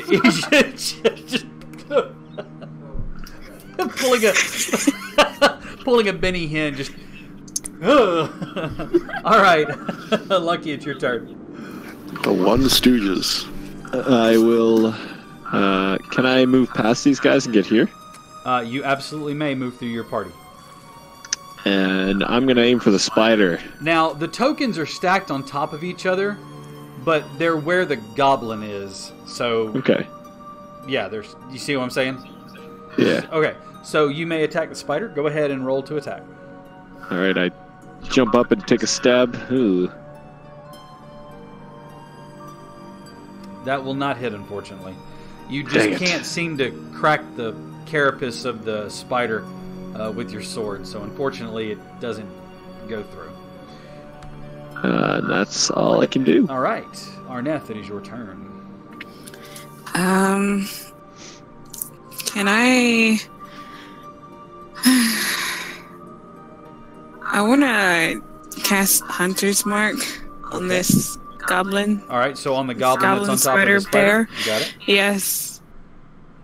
But I've never used this before, so I have no idea what to do. Do All I right. just click Hunter's Mark? Yeah, that. Well, I mean, yeah. So you mark him for death, and then what happens is upon a successful hit, you will actually do additional damage on top of that. So Okay, so I use the longbow, and then if I hit, I'm gonna mark him.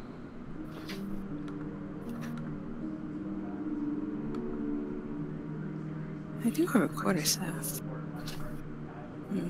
Okay.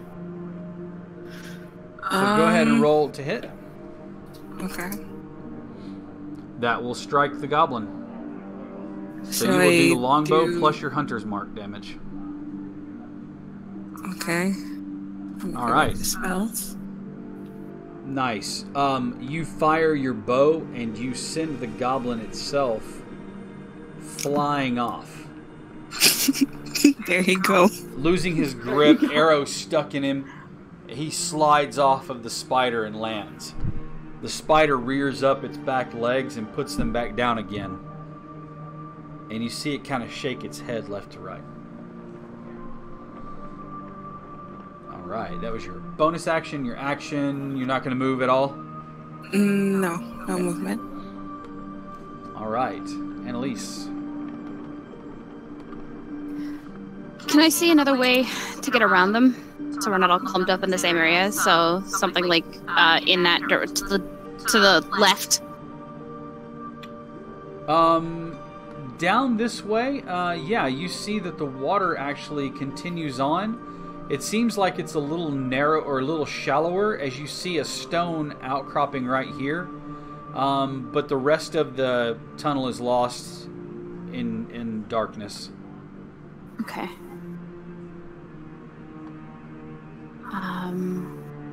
Then I guess she's just gonna go through Hardy. All right. She'll wind up over here. Okay.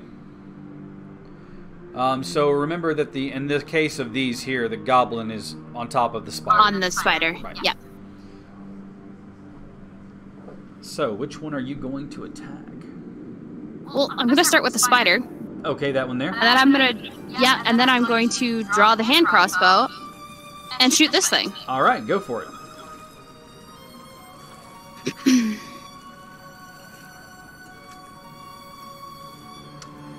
Unfortunately, it doesn't hit, so you swing the saw cleaver down, and it scrapes off of the carapace with this resounding noise, but it doesn't seem to break the hardened outer shell of the wolf spider.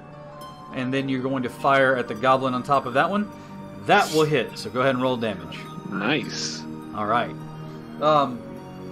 You swing down with your saw cleaver, pull your hand crossbow like a badass, and fire. The bolt strikes into him, hitting him like in the clavicle area. You can hear it clack off of the bone inside of the skin. It's kind of sticking there, but he is still there on top of the spider. He's just holding on, kind of in his spot. And now it is this one's turn.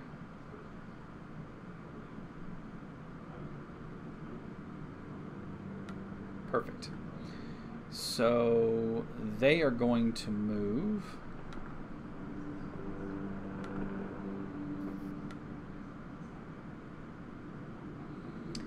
They're going to come up on top of the wall.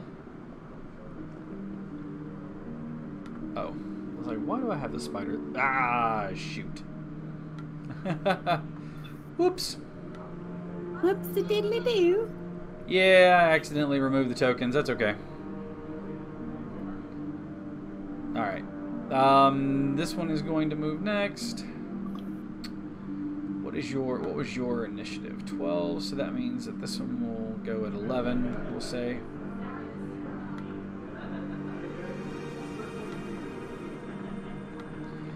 That's what happens, folks, when you don't click on the right token.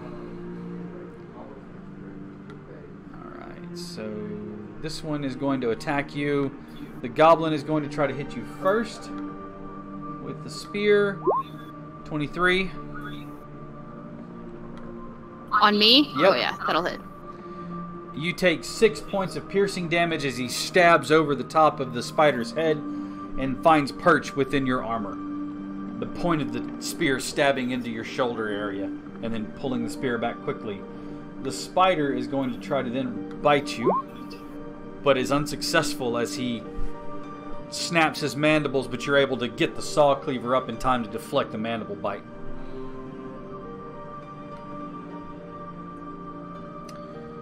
This one is going to do the same thing, as they are kind of right in context with you. Spear over the top, 15. 15 hit your armor class, Annalise?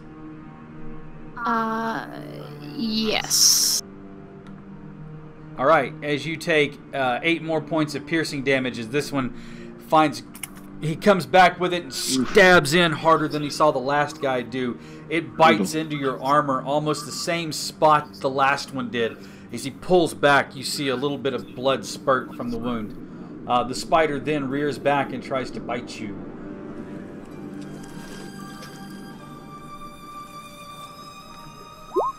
$16. That'll hit. Oh, brutal.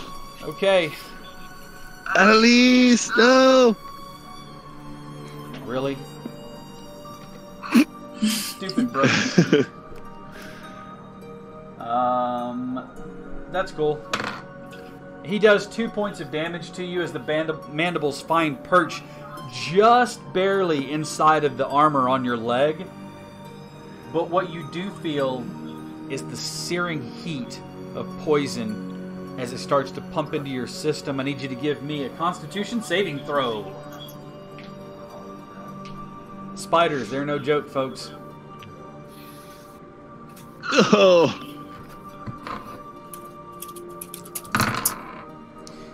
You take 4 more points of damage as you feel the poison course into your legs and then dissipate into your veins, but it's searingly hot. It's painful. What was the bite damage, Cap? 2. Okay. All right. Next up is this spider here. He doesn't have a rider on him. He is no longer bridled by the control of that goblin. He is going to try to break and free himself. Lucky, spider baby. Lucky and Annalise, you will both get an attack of opportunity against the spider. Huzzah! That will hit. Got him. Ooh. Yeah, man. He tries to go, and you bring the blade down, point first, stabbing it into the thorax. It gives out this horrible, and then falls over, curls up, its legs folding up. Dead. The whole time I'm going, ew, ew, ew, ew, dead ew, skin. ew. You pull it, and it's got that ichor all over the blade. You're like, ew, yuck, yuck, sending it flying and spattering about your area. Gillet, it is your turn.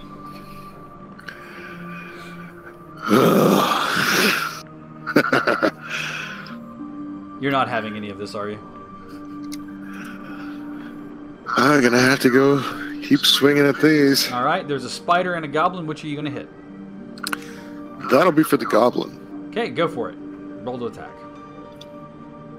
Oh, that is nice. That is a hit, sir. Excellent. You slice through the goblin who had already taken some damage.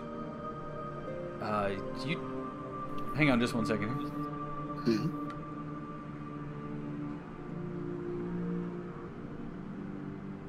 Excellent. You bring the short sword up and across the side. You stab it and you push forward a little bit more. The goblin tries to grab the blade and then falls over and slides off of the spider. He is dead ski.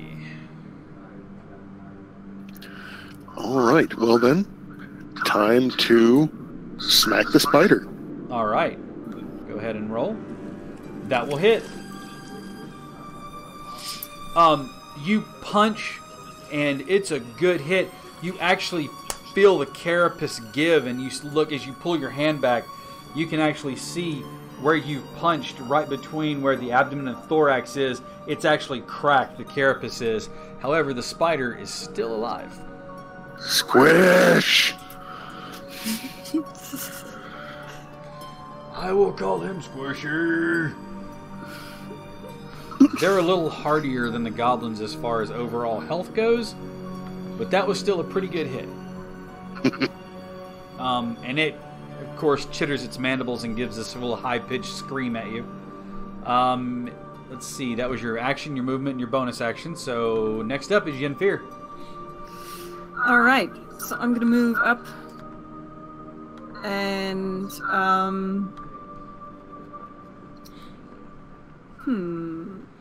You're gonna move up and within spider range. I'm proud of you. I really am. Thank you. I'm getting a little tear. Wait, no.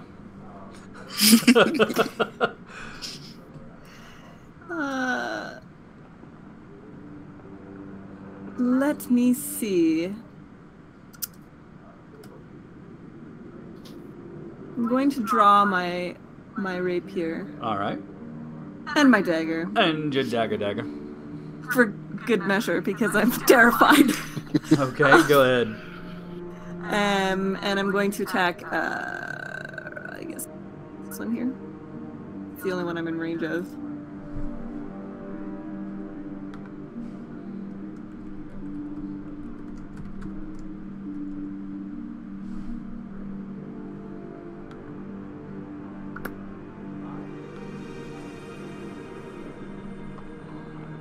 That is a miss on the rapier. That is a hit with the dagger. You stab the rapier forward, and you nick a very small spot in the armor of the spider, and then you take the dagger and stab it forward into the spot where you made it, finding purchase within the spider. However, the spider is still alive. And is now angry. Thanks. White angry. Kill it then. But Kill it. it's Lucky's turn. Lucky. I will. Oh, what is my screen doing? I don't know, sir. I can't see that part. I'm going to run up to here. Okay. Yes, and I will take a swing at this goblin. Go for it. Isn't that goblin dead? The goblin's dead. The spider's the only thing left in that square. Sorry. Oh, well, then I will go for the spider instead. Oh, boy. Oh, boy. Proving my worth! Okay. Go ahead and roll. Unfortunately, you bring the blade down, and it just clacks off of the spider's carapace, gives a little shake in your hand, and you're like, ow, ow, ow, ow. That's... I felt that in the bone. Give me a minute, guys. Give me a minute. Okay. All right. Next up is Arneth. It is your turn.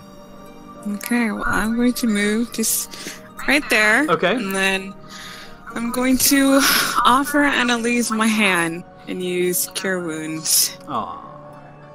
Just gonna hold your finger out. Just give her that one finger tap on the back so that she gets the benefit of it, but you don't have to touch her for any longer than what she used to.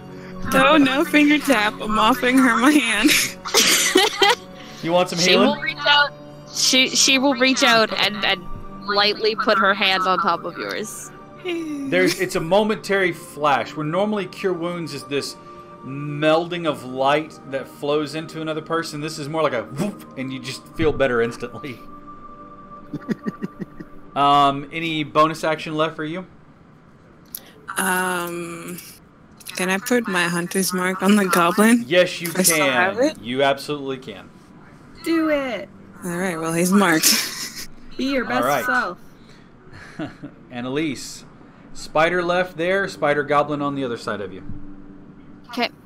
She's going to haul her mask down, pull out the horn, and just chug everything that's left Both in it. doses, okay. Both doses. All right. Just So roll it twice. Yep, 2d4 plus 2 both times. Excellent. Chug. Chug, chug, chug, chug, chug, chug. Shot. Okay. And then she'll let that drop back down onto her belt, and she'll haul up her saw cleaver and attack. It will be the action to draw horn. Oh, and it's action. drink. Perfect. So Okay. you can, however, use your bonus action to reload your crossbow using the mechanism, so that you have it Okay, ready then for she'll next do turn. that. Okay. She'll do that and step over here. Excellent. All right. Then next up is the spider back here, who has a nice target. And actually, it's a spider and a goblin, even though I don't have the goblin on there because, like a dumbass, I deleted the. Oh boy. I deleted the token. I did great. I would like to buy a vowel. Oh no. Oh no. I would like to buy an. Oh! Alright. Spear attack to Lucky. Does that hit your armor class of 17? Oh, yes. Oh my god. You take 3 points of piercing damage. And that spider is gonna bite you. It's just the 3, but the spider misses with his attack. And it is now going to be this one's turn, and it is just the spider. Let's see if he breaks rank. He also tries to run away as he realizes he no longer has a rider on his back. So, Yenfear, Annalise, Gillet, and Lucky, you all get an attack of opportunity against this spider. 8 does not hit. Your rapier bounces off of the carapace. 13 will hit. Sorry, I get an attack of opportunity as well? You do.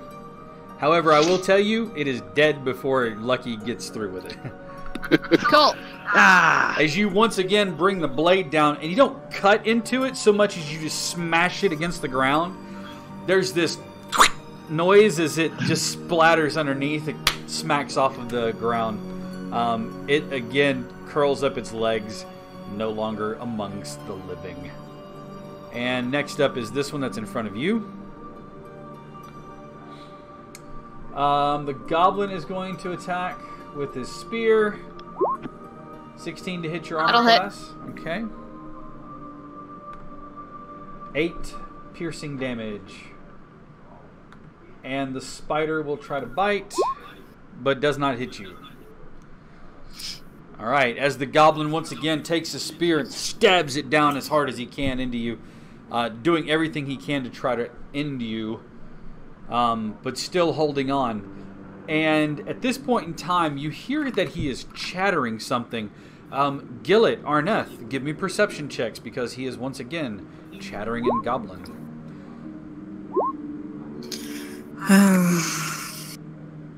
Fight till I die, lest Ugaloth kill me. Fight till I die, lest Ugaloth kill me. Fight till I die, lest Ugaloth kill me. And it's just that over and over and over again.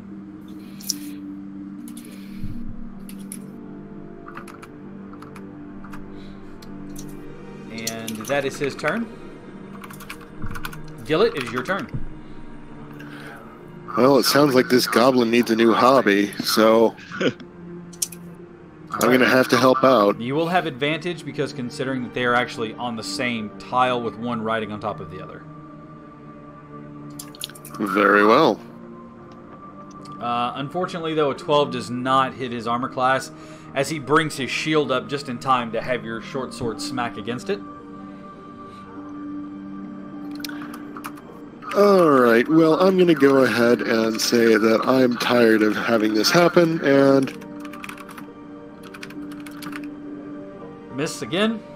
Ah, finally, you find purchase as he brings the shield down against your first one, so your second strike goes over the top of the shield and hits him. So go ahead and give me some damage. Alright, and remind me, Annalise, you haven't hit this one yet, have you? The one in front of me? Right. No. Okay. So he is going to take...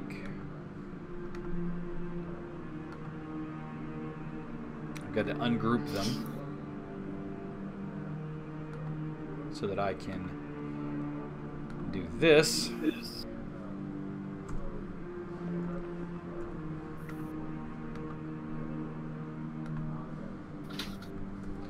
He is reeling in the seat, but he is still holding on, and he is still chanting.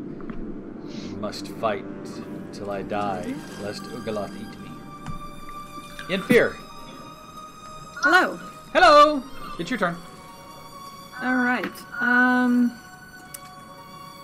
Nothing is working for me right now.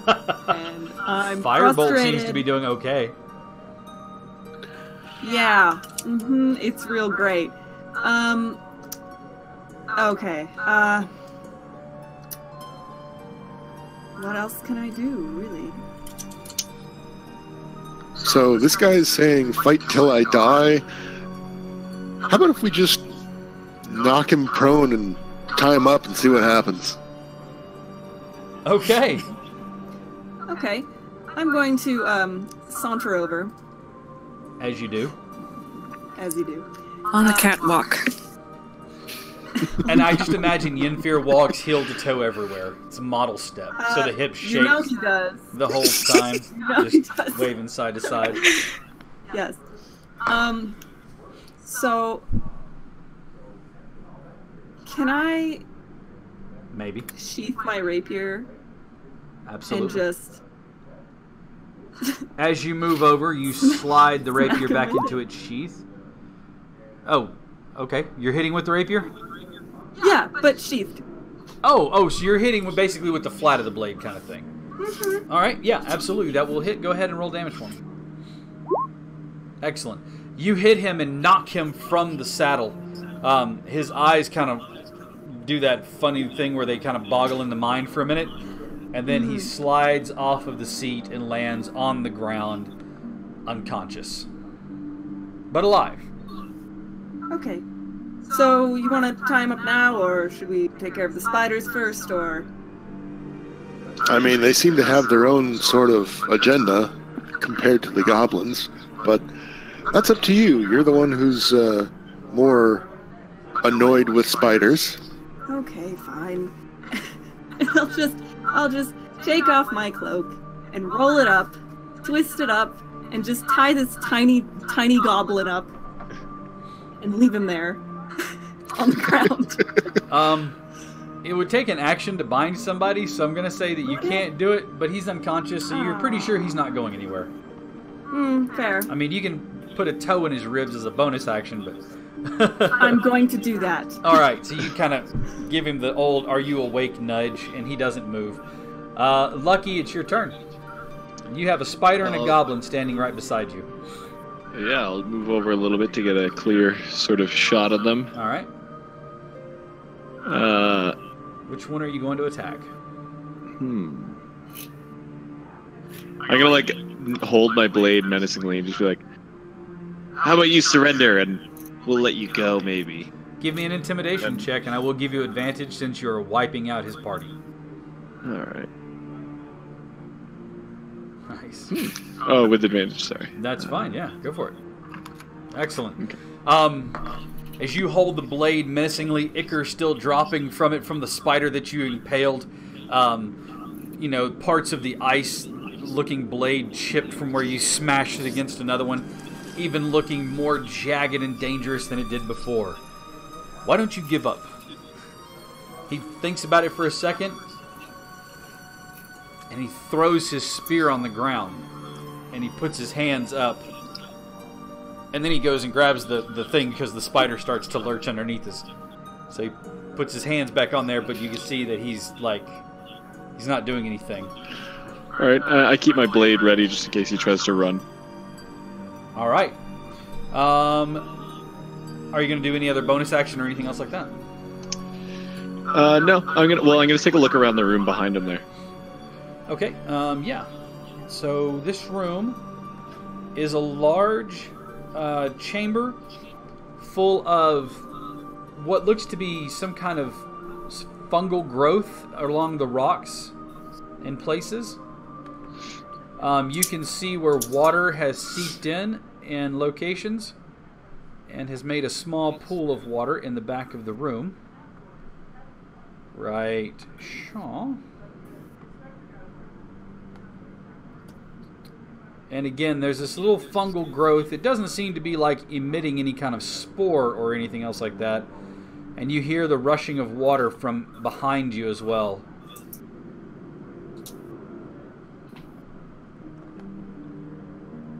As you can see, part of the water from somewhere else in the cave rushing past the stone in the back of the room.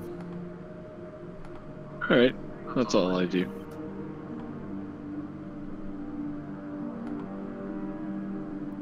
Right.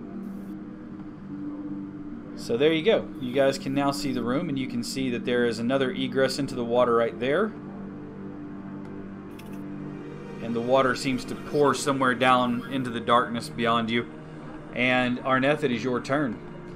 One goblin is unconscious, the other one has given up but is holding on to his spider. And the other one, the spider, is free, but it's sitting there kind of like waving its arms, trying to figure out what it wants to do next.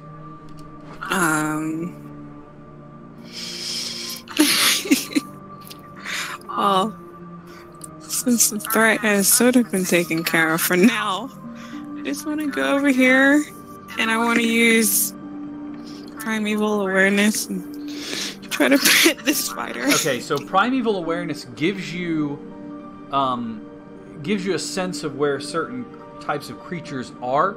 It will not help you in trying to calm a spider. You would need to do, you need to either do speak with animal or... let me show you what mine says. No, okay. It's very long, but that's what it says.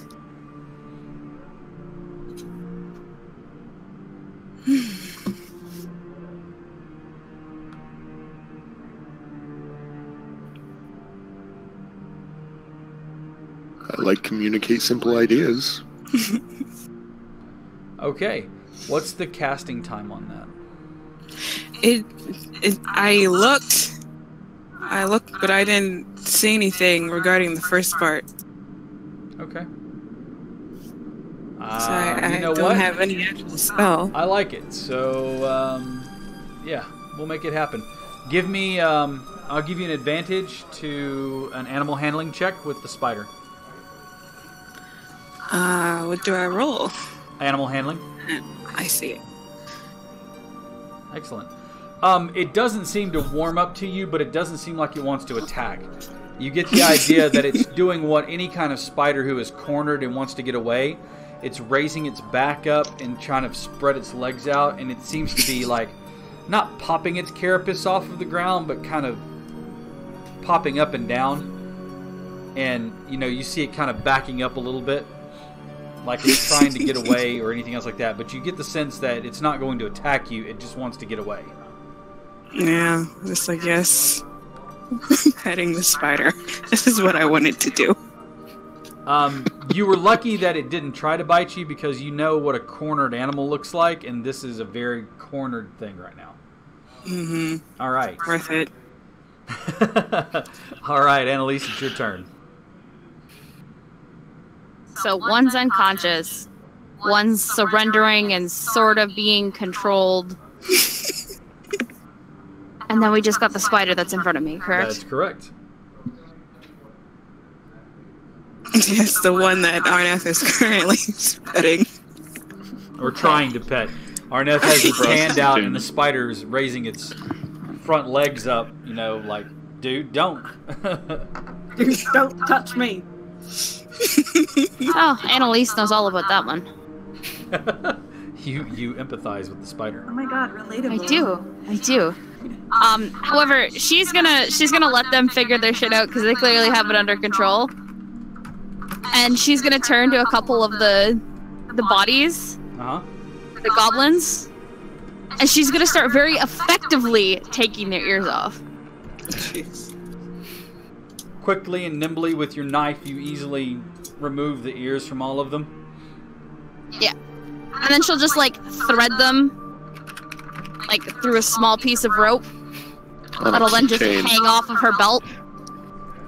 Like, just be glad she's not throwing it at you, Yinfir. I see you shaking your head like, what the fuck is she doing? Be glad she's not throwing them at you once she's got that done. Just hits you in the side of the face and slides down. Just slowly like some kind slide of down off your pepperoni, face. Just What did I do to deserve this? All right, so honey. you're removing ears. Are you removing the ears from the ones that are unconscious? No, just the ones that are dead. Okay, just the dead ones. All right, so you are working on that. It's this spider's turn.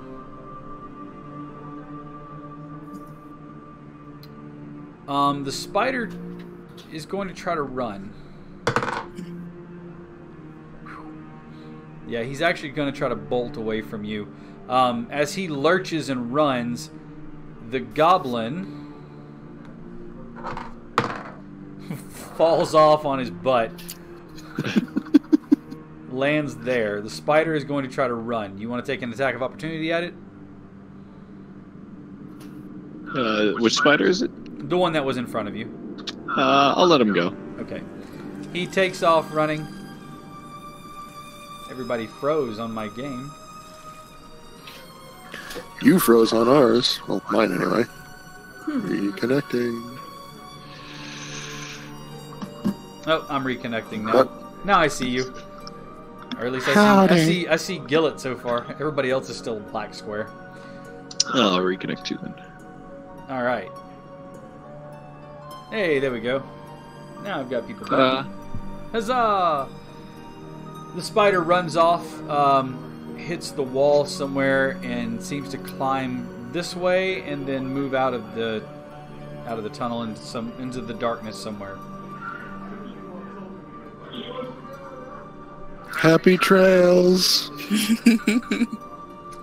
Please don't come back. This goblin is unconscious. Gillet, it is your turn. We are effectively out of combat unless anybody else wants to make an attack because the goblins are either unconscious or surrendered, so... I'll pick up the spear you dropped. Alright, it's just a short spear. It's no better quality than anything you have. As a matter of fact, you can tell that it's kind of roughly made. The tip of it is shaped stone. It doesn't look like it's going to be of much value. Yeah. All right. Toss this aside then. All right.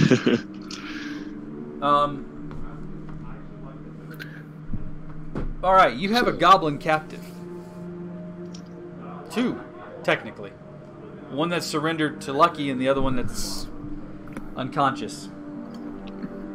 Still menacing this one, just keeping him in check. He tells you in broken common. What you want? You kill me? What you want? What are you guys hiding down here? Not hiding nothing. Can I try an insight then? Absolutely, you may.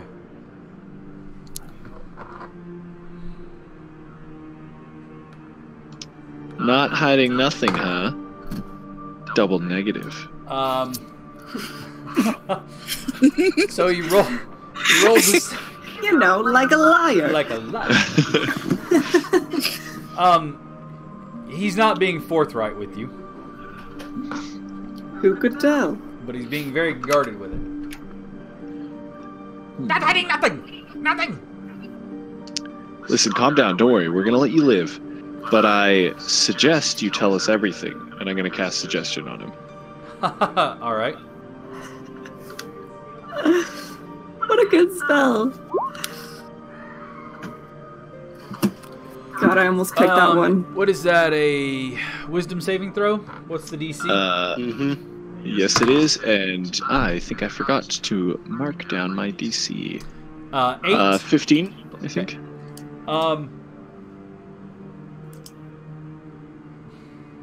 right. He tells you. So you suggest that he tell you everything. Yeah. He looks at you and goes, I tell you, we don't hide nothing. Nothing down here. Definitely nothing back in. and he points over his shoulder. Nothing back that way. Nothing big, move slow. Eat other goblins. Nothing. Is that Agaloth? Ugoloth. No, Ugoloth not here. Ugoloth not big square thing would eat other goblin whenever they bad. Toss Ugoloth. Ugoloth, go and eat them. But Ugoloth not here. Definitely not Like like a big spider? No. Ugoloth not spider. I know what spider is. My spider got away. Huh. Can I cast invisibility on myself? That depends. Do you have invisibility prepared? I do! Then Actually. yes, as long as you have spell slots and you have the spell prepared, you may absolutely cast it on yourself. Thank you very much. So I'm going to do that. Let me just... Yay! Okay.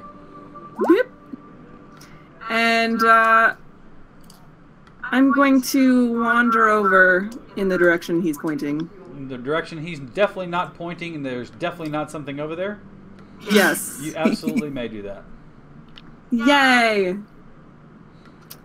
So I'm going to kind of look around for signs of anything funny.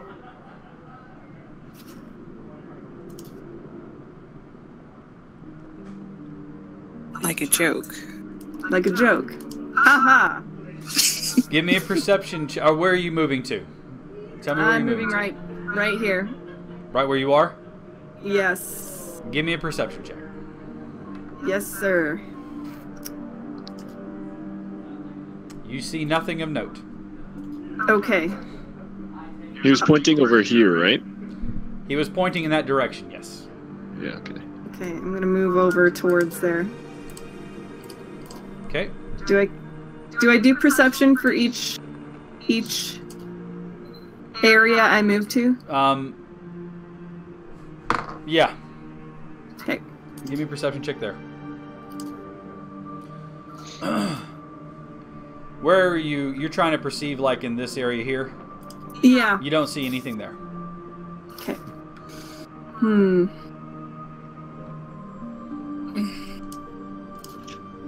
Give me a perception check again.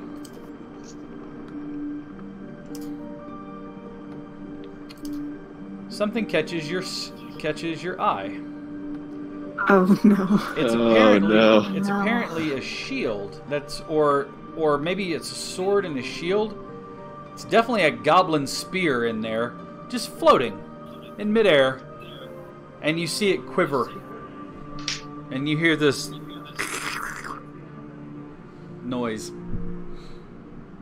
I kind of look back towards the party, but I stay silent, and I'm just... What in the hell is that? And I sneak back over towards Arneth. All right. So what'd you say? Okay, so... A spear went... That bad, huh? It was strange. There was a sphere floating in midair, and it made this strange noise. It was kind of like...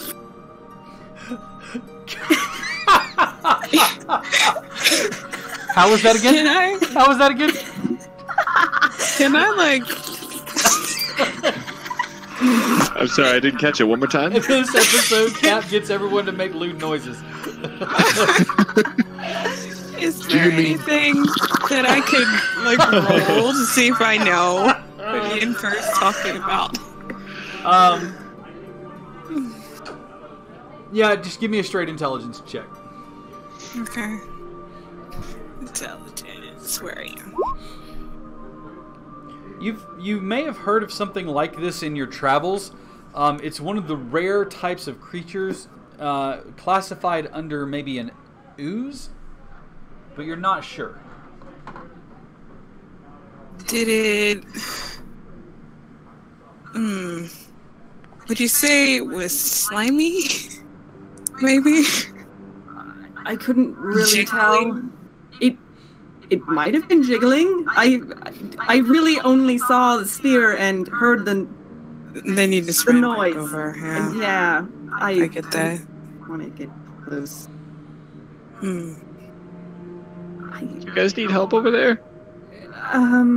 We're gonna kill something jiggly.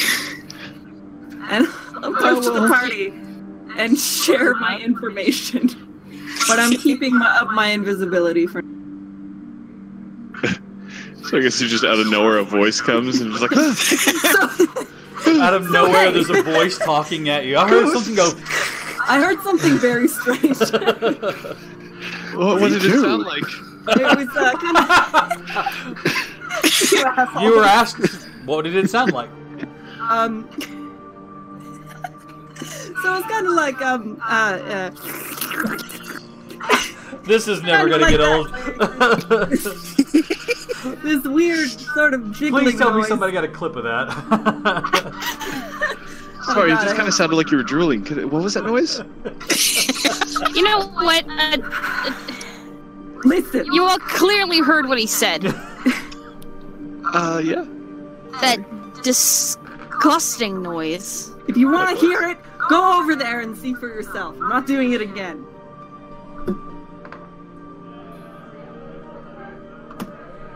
I don't want to go over there. Yeah, what do I do if I don't want to hear it? The goblin starts screaming and pointing back past Arneth. And I throw the goblin at it. What's your strength? That would be 12. No. It's not a willing creature, and you're not strong enough. The goblin starts pointing, and he is going to try to break and run. Are you going to stop him? Yeah, I'll try and stop him. All right, so go ahead and roll an attack. Is he running towards me? Bless you. He's running out of the room, so he's going to be running like this direction. Oh, good. Sorry, I felt like I was going to sneeze again. Strength check, you said? Gone. Yeah. No, not a strength check. I'm sorry, an attack roll. I apologize. I think technically that would be the same, because usually I use my packed weapon, so... No, go ahead and roll an attack, though. Because you rolled strength, not an attack roll. That will hit, because he threw his shield down, so that lowers his AC by 2.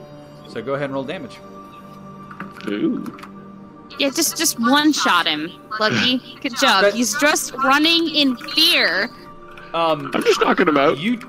Are you really doing some dual damage? Because it looked to me like you just went shriek. Yeah, I do that on accident. I'm like, no, stop! That was. Oh. It's the cleanest cut you have ever seen. He takes 4 more steps before the head actually just goes and slides off, and the body continues to run and then falls down. And you can't see how disgusted I look, but I'm pretty damn disgusted. I drop my weapon necessary? and dismiss it to a different plane, and I'm like, it wasn't me. I don't even have a weapon. That was completely necessary. That was impressive. I can't even get my cleaver to do that. Violet, please. Okay. Well, there's 2 more ears, I guess. And then I remember gold is involved, and I'm like, oh yeah, that's right. I'm gonna go take those ears for myself. All right. No, you are not. You're invisible. What are you gonna do? Arneth. Trip him, Yeah. Give me a perception check. put my leg out. Oh, please. It's an invisible leg. Perception. Boop. Oh no, you fell on the ground. What happened? Chief, I love you. I'm so glad Can that I- you're a constant in my life. Can I just roll again just to see what happens? I have a bonus you on it. can click on it, sure. This one, no, even worse. Oh, you poor thing! That was without the bonus. I just wanted to see. Okay. Oh, okay. What's happening to you? This orc is cursed. You Arneth needs a nap. I do. the other goblin is still unconscious. Are you going to rouse him round? Just kill him. We don't need him now. 2 more ears. I'm gonna approach him. He's still bound, yeah? No. No, He's he just didn't get unconscious. bound? No. Okay.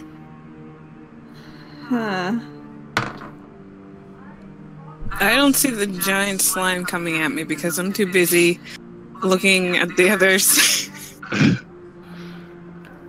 Trying to figure out where You're that voice is inspecting coming the weird spore growth. I'm what? You're too busy inspecting the weird spore growth that's all over the room. Can I get high off of weird. this? Yeah.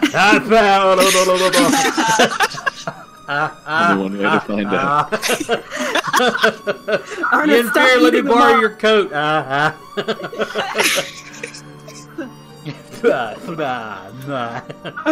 Hey guys, don't lick the spores. It's not a good All right, idea. thanks. My stomach hurts.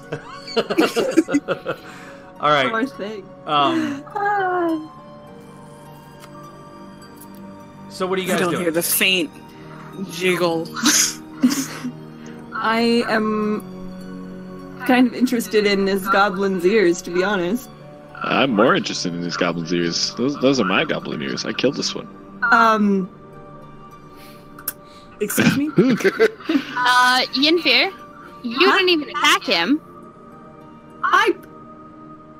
Yeah, Yenfir. Listen, You Lucky. said it like it's an insult. Yin fear. Yenfir. The emphasis my is on the invisibility. yin part. I drop my invisibility. Oh, And I hey. give him the old stank eye. I reach out and cast invisibility on you.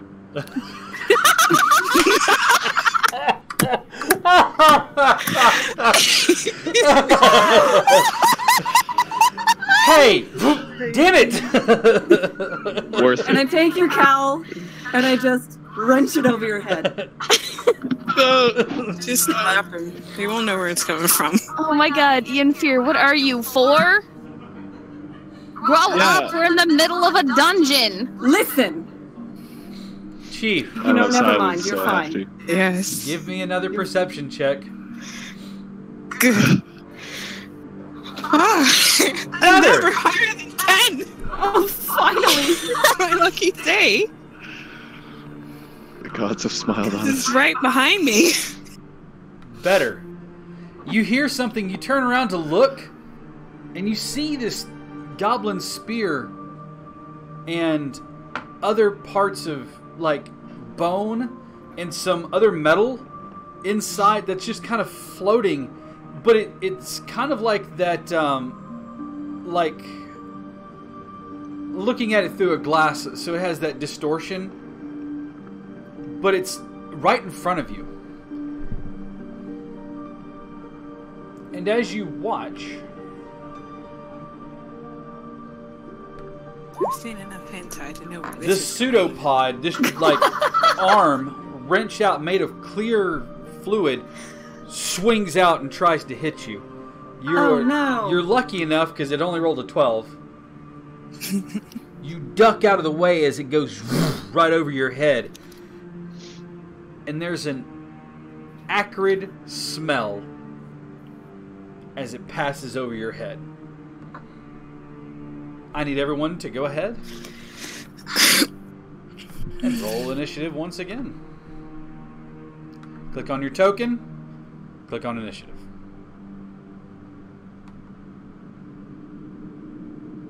I'm ready. Hey. So, Cap, I rolled the 16. I've already added in the +2. Awesome. Alright, Lucky, you there? Okay, there you go. Yep. Got it. Appropriately, with a 4 initiative, the gelatinous cube that is now visible to everyone, as it is now moving, and so its form and this apparatus of this large cube of gelatinous material appears. You can see where bits of unfortunate creatures and the detritus that comes along with that are stuck within this cube. And it is Arneth's turn first. Disgusting.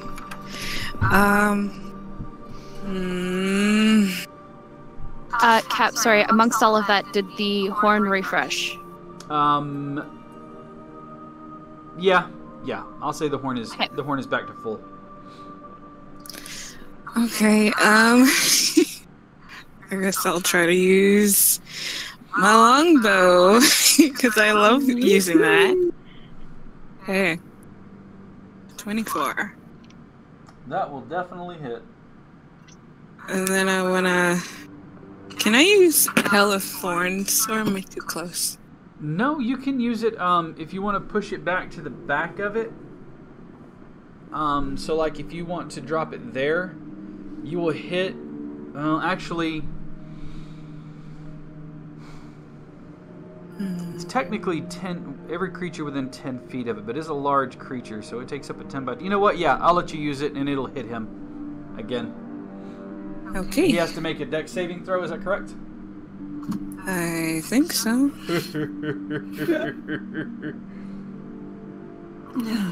Yeah, them dexterous gelatinous cubes. Very agile beasts. That is a -4 to his dexterity modifier. A -4 dexterity modifier. It's Fantastic. It's easy to hit. Just yeah. All right. So Kind of he takes- pathetic. so go ahead and give me the longbow damage as well. Okay, so a total of 14 points of 7. damage. Okay. But hardy. That is... It is jelly. It is a jelly. That is a jelly. All right. And you want to move, or are you going to stay within its range?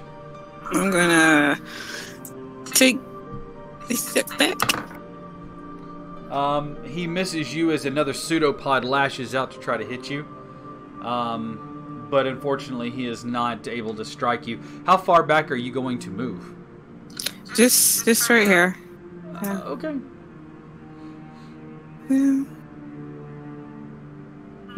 Maybe. Maybe I'll do one more. Yeah, just one more. Just one more. Yeah. Okay. And then I'm next gonna up, look back at everyone and say, "Can I get a hand over here?" Annalise, it is your turn. You can see the cube as it was trying to strike Garneth. Kill it.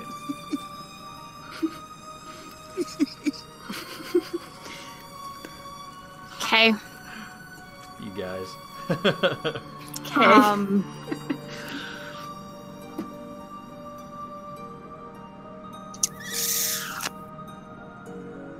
Okay, then I guess we're gonna go destroy the gelatinous cube and hope to God I don't get stuck in it. Did you leave Be the other careful. goblin alive? He's still alive, right? He's just unconscious? He's unconscious. So far, still alive. We were arguing about whether or not to kill him when Yenfear and All Lucky got standing into an aside. argument. Yeah. Alright, so you're going to move there? Okay.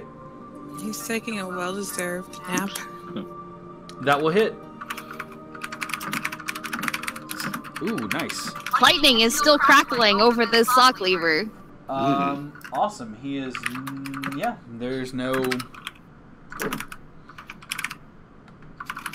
you watch as it's an interesting effect. It's like watching electricity move through ballistic gel as it goes right through the body of the gelatinous cube, lighting it up like watching strobe effects through Jello. It's just this really neat kind of effect. It'd be even more neat if it weren't trying to kill you, but still pretty cool.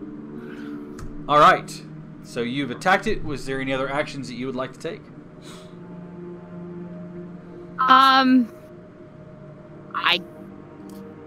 You know what? Fuck it.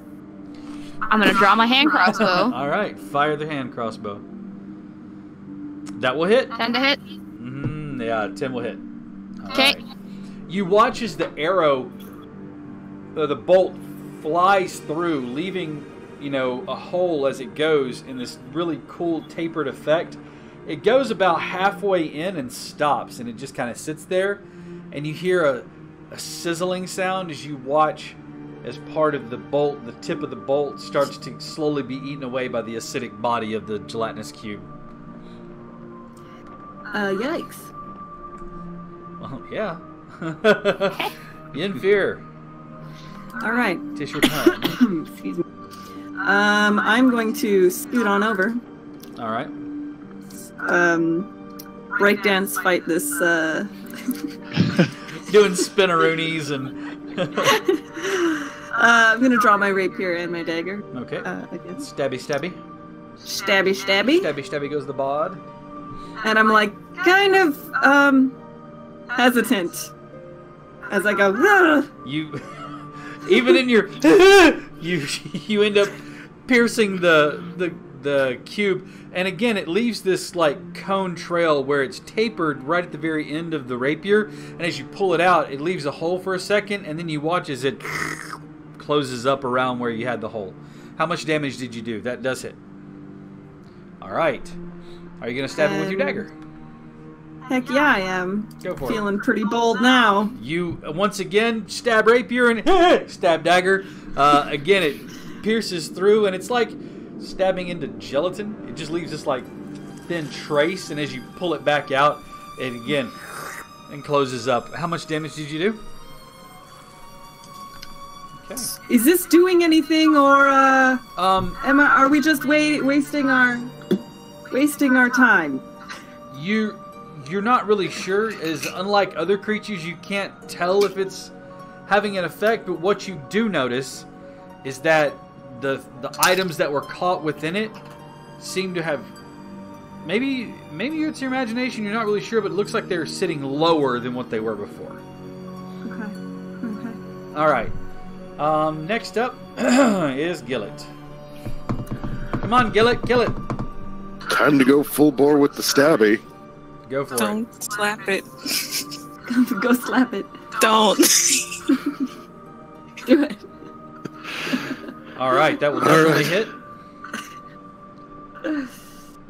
And I need to put my dragon steel sword. It Yeah.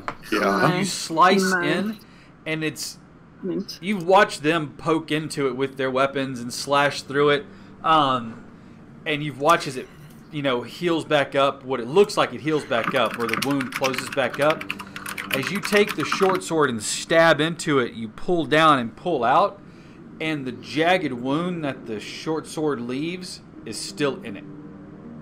It doesn't seal up around that one. Fantastic. All right. Any other moves you would like to take? I will let you know as a DM to player, it doesn't do like other oozes where hitting it does acidic damage to you for hitting it. It's only if you maintain that contact with it. So like if you left your arm inside of it, then you would take damage. So don't leave your arm inside of it. Gotcha. Yeah, so don't try to full-on bear hug the shit out of it. That's all I'm saying. But I can slap it a little. You can bongo off of the outer shell all you want to. Slap it. All right, well, I'll give it a shot and see if I can. All right. Kick it where it seems to be bleeding. Okay, go for it. That will hit. All right, you do 3 more points of damage. Heck yeah. All right, any other actions? You use your movement, bonus action, and action. So think that's the end of yours. Yes, sir. Lucky. Thank goodness it rolled so low. I'll move over to here. With my packed weapon, I'll make a longbow. Ooh, interesting. Okay. And then I'm going to say, Cormar, this creature's life essence is yours. And I will cast Hexblade's Curse. And then that's my action and bonus action. All right. That gives me a bunch of benefits. From deep inside, somewhere around you, surrounding and coming from inside of you and outside of you, you hear this low rumble of, yes, feed me. Slurp, slurp. All right. And it is now the cube's turn, and I need Gillet and Yenfir to both make a dexterity saving throw, please.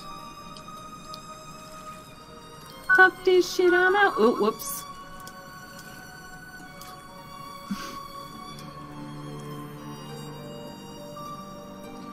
All right. Gillet? Oh, that was your dexterity save. I see it there. Sorry about that. Yes, sir.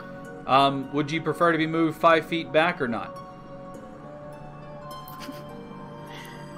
Sure. Do you prefer to be pushed 5 feet? Yenfir, do you prefer to be pushed 5 feet? Just to be a bitch now. All right. Ooh. As it engulfs your body, I need you to take...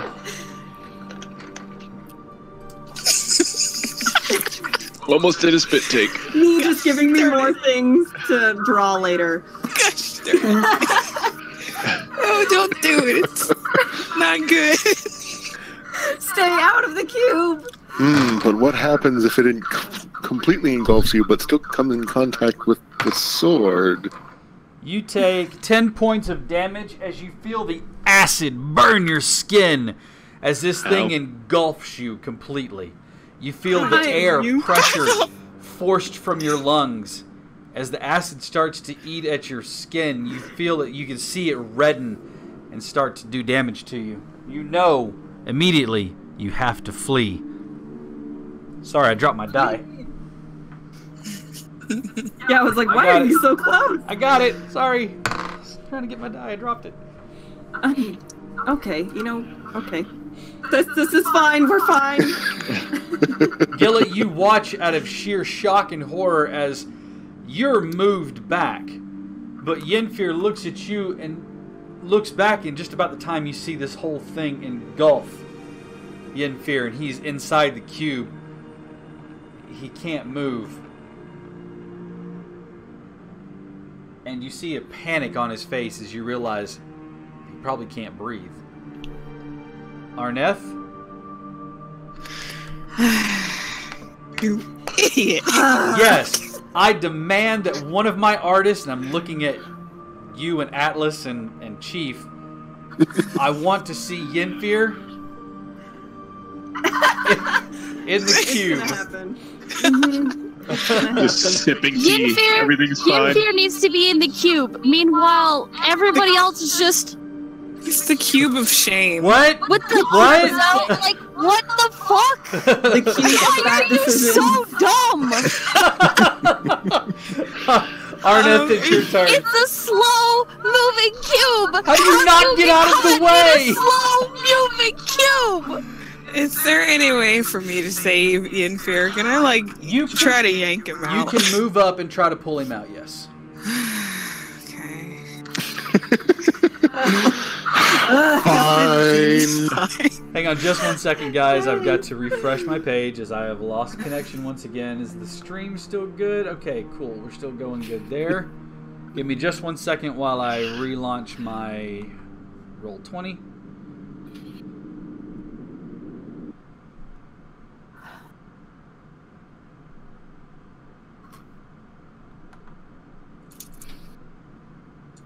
All right, there we are. Thank you. Okay, go ahead then, and you can move up to where Yenfear is at, and you have to be within 5 feet. But then you can try to pull him out of the cube. All right. I have moved. What do I have to roll? Give me a strength check, just straight strength check. Oh, it's a hard life for this bard. All right. A hard squish life, maybe. Hard squish life for us.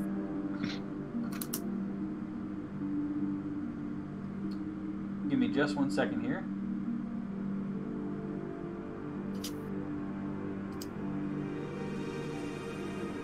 All right. You reach into the cube.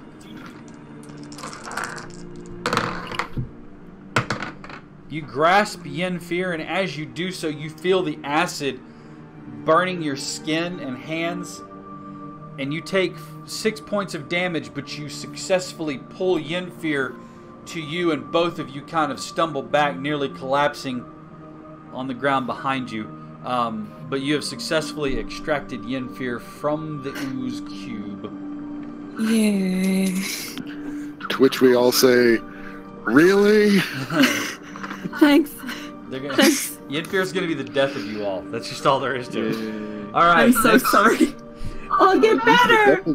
All right, Annalise, it is your turn. Nope. Just. Okay.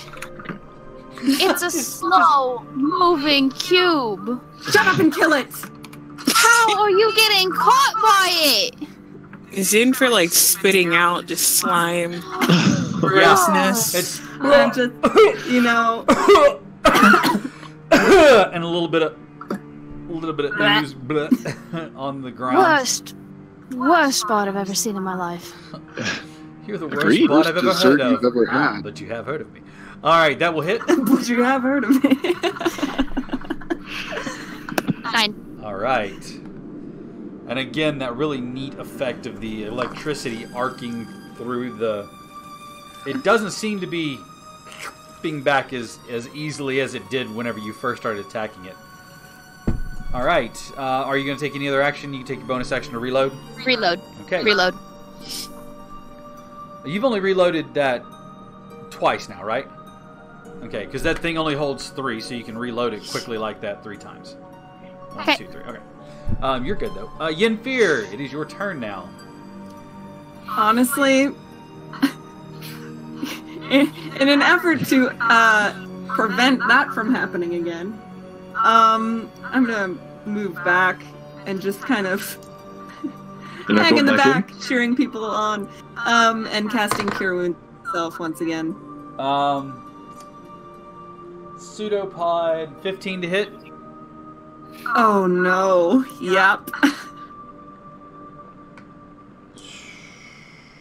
How many hit points do you have? 8. I have 8. I shit you not. I rolled 7. Oh my god! As it reaches out and hits you in the back with this appendage and sends you kind of stumbling, falling forward. You stay on your feet, but you feel the ooze as it burns your back as you stumble forward. Your clothes are damn near in tatters and ruined. You're still standing, though. I cast Cure Wounds. Alright, go ahead and cast Cure Wounds. Cast Cure Naked Elf. Naked elf. No, Just you know what? Yennefer That's fine. and nothing but his small claws at this point in time, but he's holding like this. doing the nipple cover. Oh my god. Alright, so you heal yourself. Gillet, it's your turn. Well, I mean, I kind of have to at this point, so... Alright, that will hit. Okay. Nice follow-up here. And that will hit as well.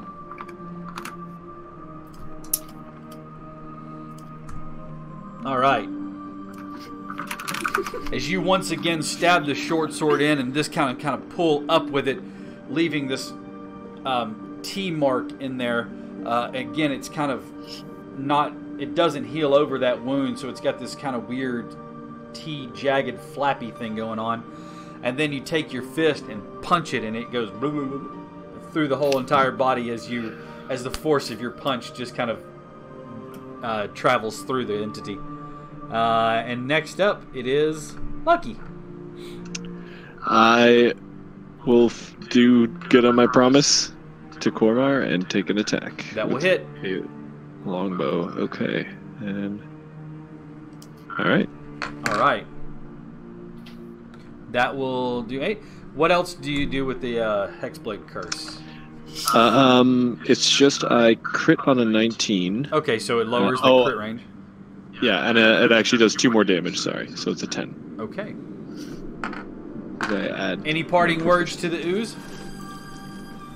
Like, stay true to my word, Cormar. And then I let loose an arrow. Nice.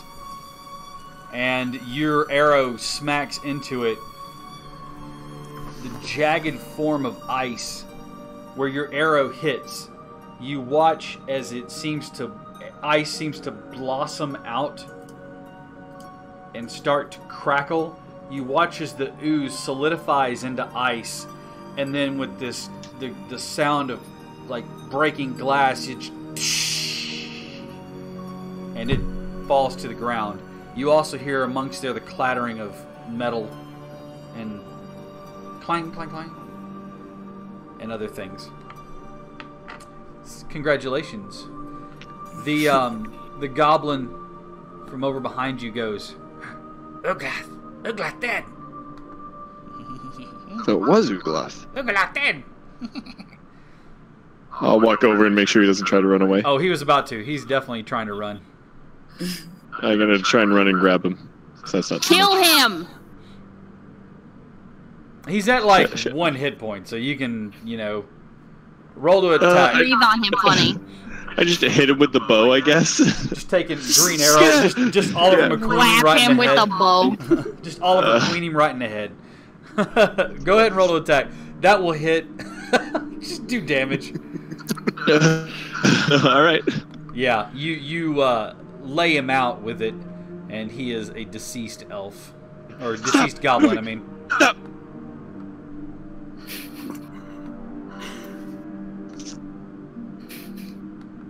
Alright. I quickly try and take his ears before anyone else does. Okay, you collect ears. So there were eight, so that's four sets that you fought originally, and then 4 more sets that were in this room, if I'm not mistaken. So that's a total of 8 sets of ears. So, Annalise has 6 sets. Okay, you have 6 sets. Yennefer, do you have a set? I have 1 at least, okay? And then Lucky has the other set. Mhm. All right. At least give me some pity ears. Pity ears here. Some pity ears. All right. You see that the river flows down behind where the great ooze came from. There's also the river flowing that is just to the north of that area, up here. Well, Again, the water doesn't I guess it's appear very deep. into the water. Which side do you want to go to? This one, because it's closer. Okay. You step into the water, and it comes up to just above your ankles. Ahead of you, you see the water falls away down a few jagged turns. Each drop, or the drop that you see ahead of you, is about 10 feet. You can hear it cascading noisily ahead of you. This way, you see another island where the water seems to break around, and then it turns up a bend, and you see that it climbs again about 5 feet up a turn ahead of you.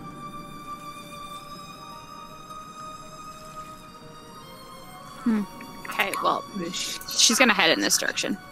Okay. South. All right. So sorry, hang on, I gotta take a call. Okay. This part of the water right there is a waterfall.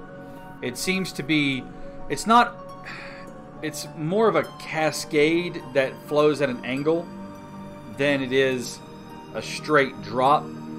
If you can imagine, everybody remembers Goonies when the water tube. It's a little bit like that. No. Yeah, looking at it, you can tell that climbing back up of that might be really difficult.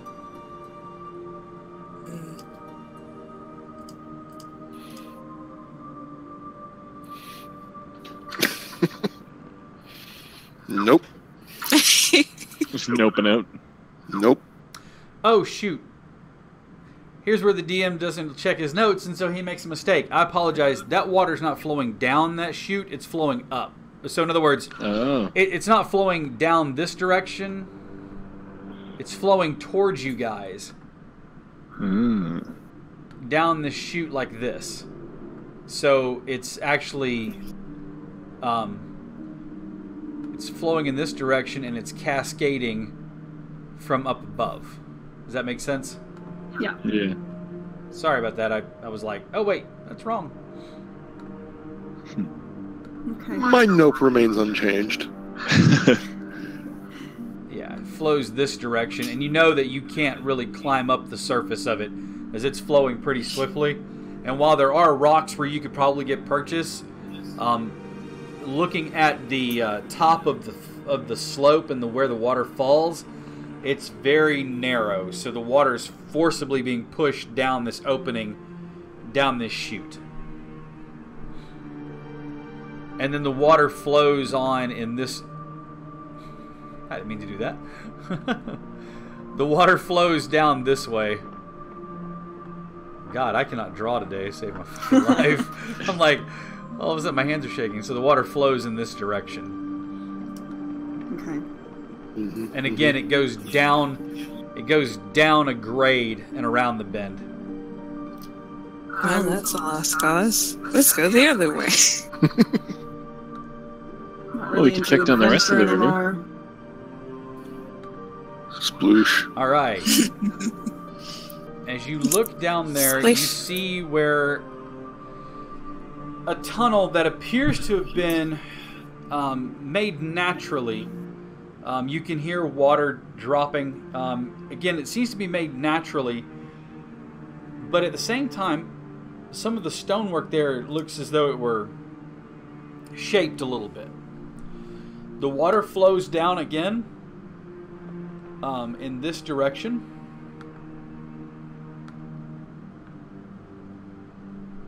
Every time I do that color, it wants to change it to something different, so let's try that again. The water flows down in this direction.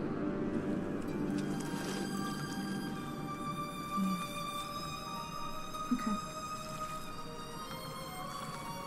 And you once again hear the sound of it cascading down a slight drop, smaller than the last one, but you can tell that it's going to take some struggling to get back up.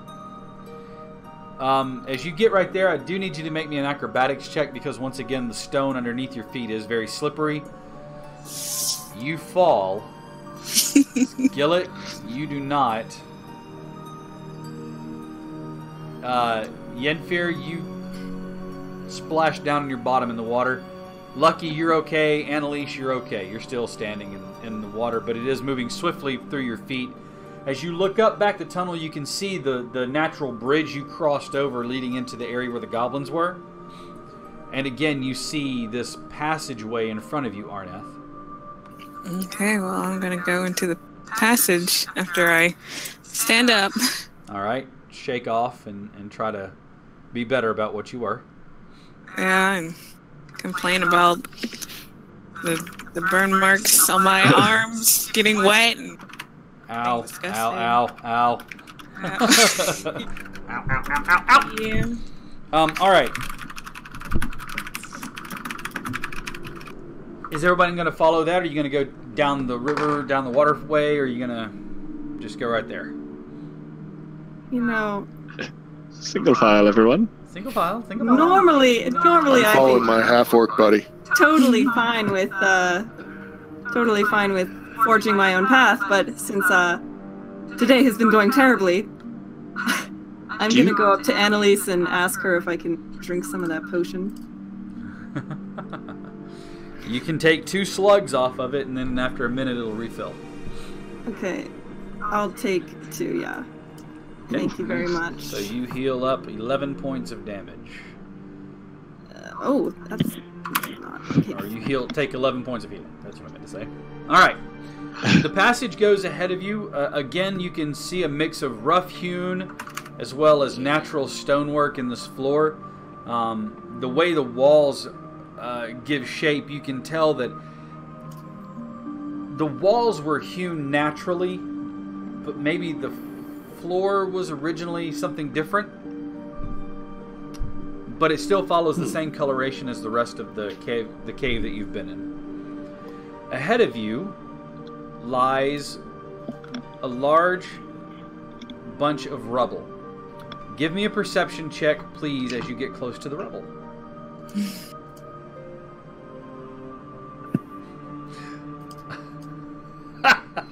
I'm not even surprised anymore. Yeah. It's like, well, that might as well happen. Yeah. Yenfid, Hey, I think this is you wrong. can kind of make out with your dark vision, just past the rubble, it looks like the tunnel carries on, but there's a lot of rubble. It's not all the way to the ceiling, but there's a lot of rubble in front of you. There's also a passage that cuts back to the south. It seems to slope down gradually. Okay. Well, I don't think we can get through all the rubble in the way. Give me an investigation But- check.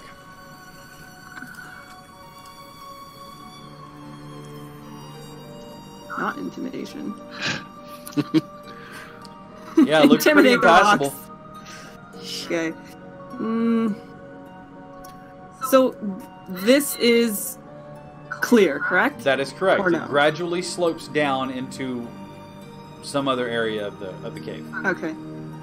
So I see it. I'm gonna kind of make my way there.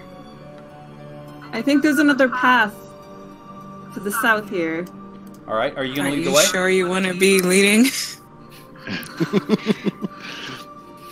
Good point. Oh, Why don't I you take point? Okay. I will. Arneth, as you come near the rubble, I'd like for you to give me a perception check again.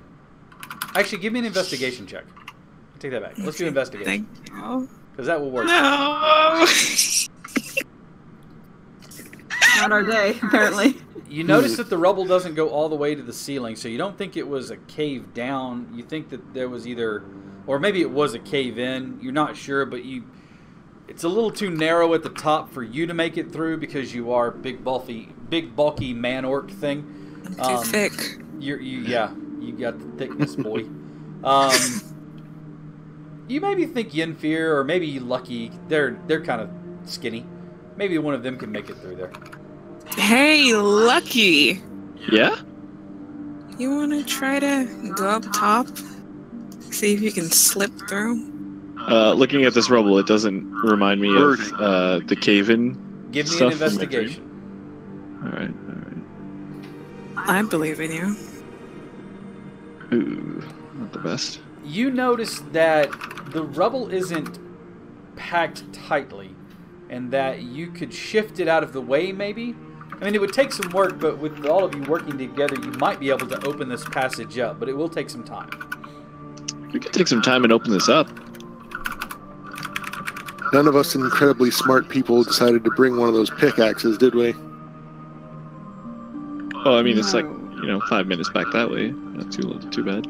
Yeah, you could easily go back and get one. It wouldn't even take you that long.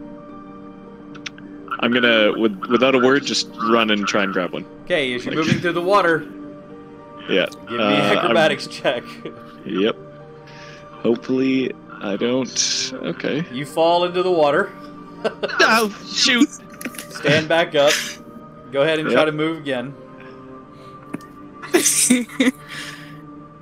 Oh, shoot! This time you fall and you actually get a little closer to the downspout there. We just hear that. All you hear is "Go shoot!" Sploosh. No, sploosh. Okay. I stand up, trying to go again. All right.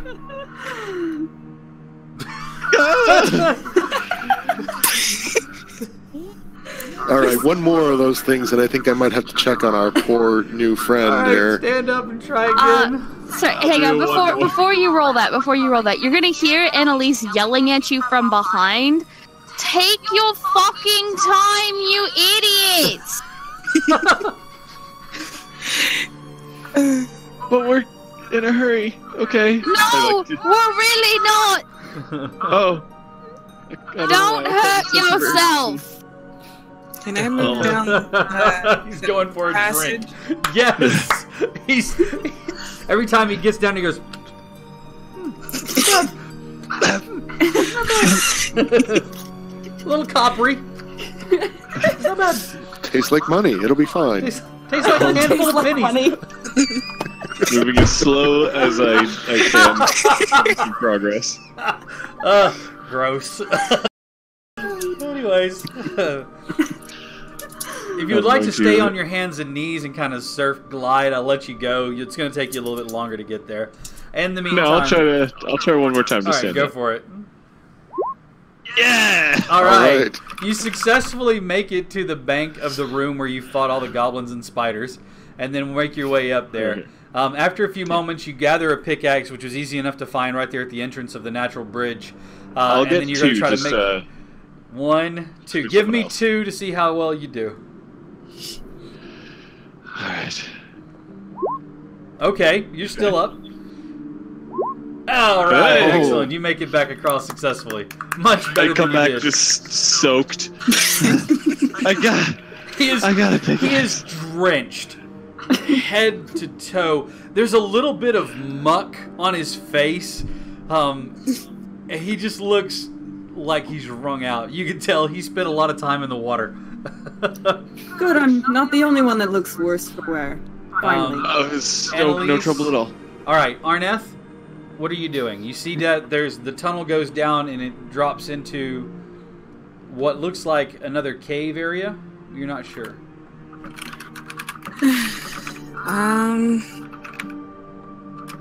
Well, he just ran and got the pickaxe. I was gonna get my Minecraft on, but Well, I mean, you can see the cave going down. Annalise, what are you gonna do? She's I'm gonna gonna take go the down. pickaxe from the half-drowned warlock and start, I guess, dealing with this blockage here. All right. Go ahead and give me a strength check, please.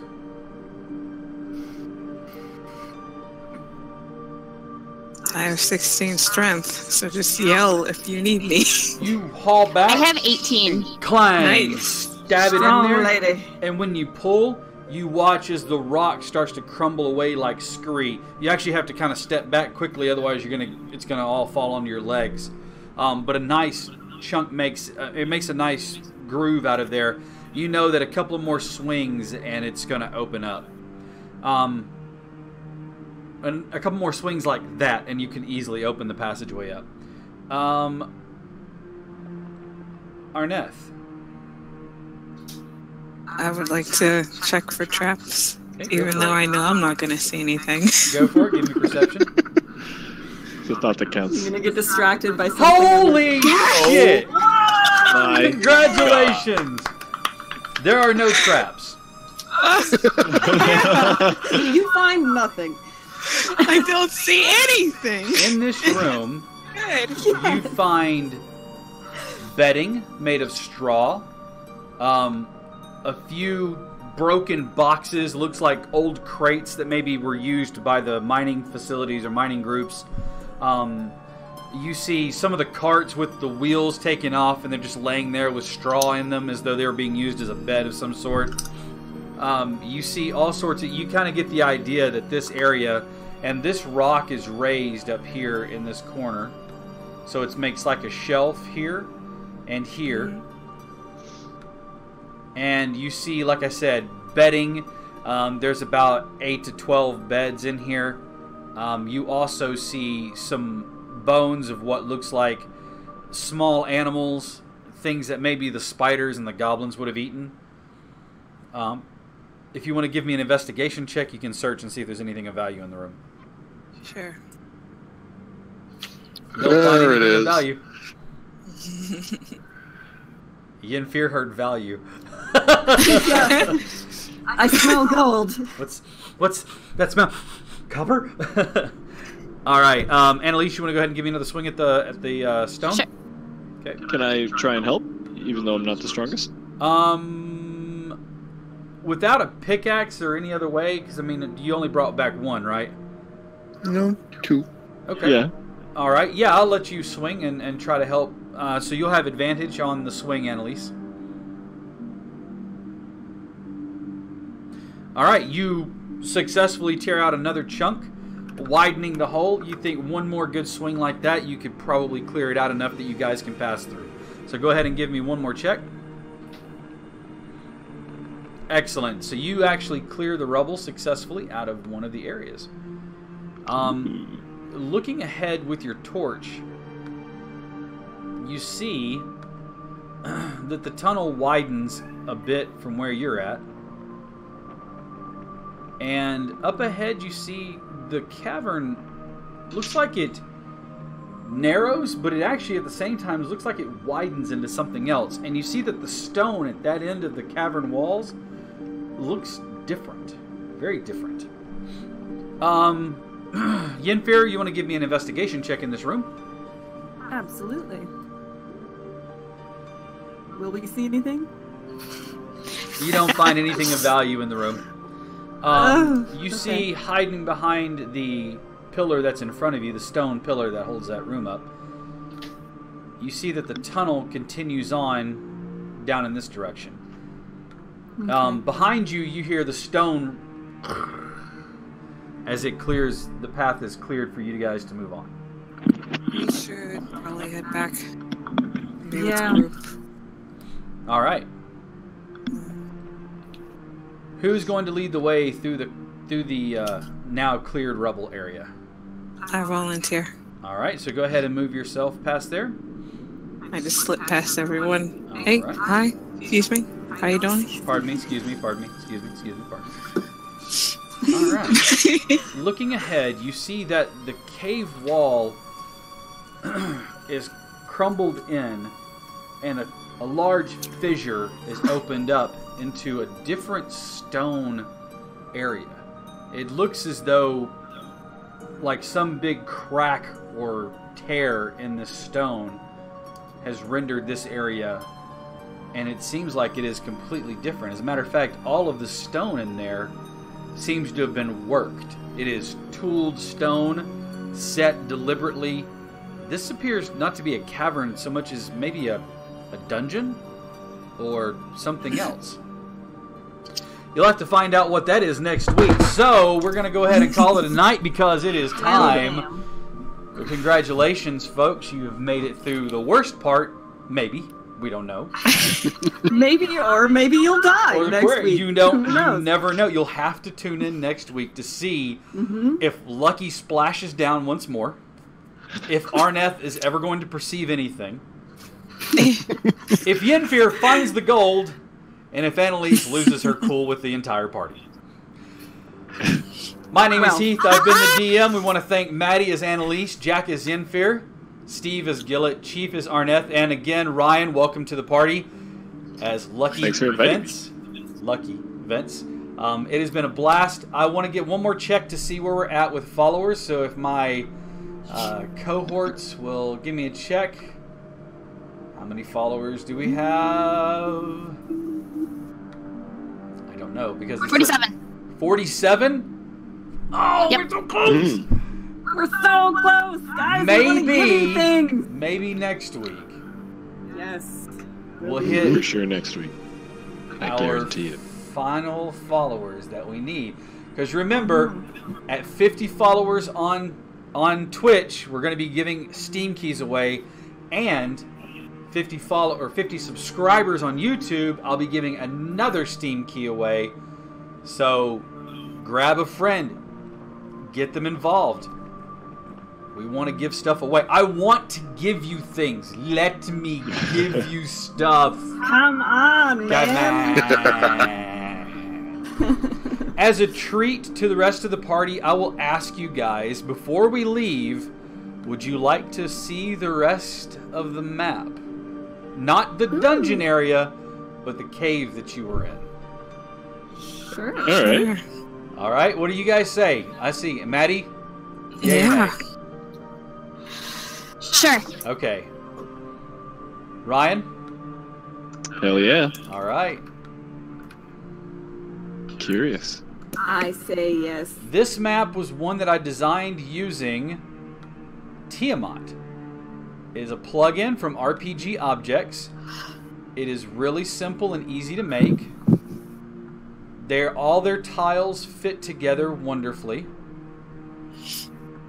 And they have over 3,000 different tile pieces, futuristic, fantasy, dungeons, spaceships, anything that you could want pretty much out there. Let me zoom out so I can actually do this the right way.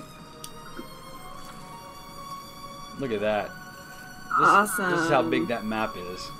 Damn. Whoa.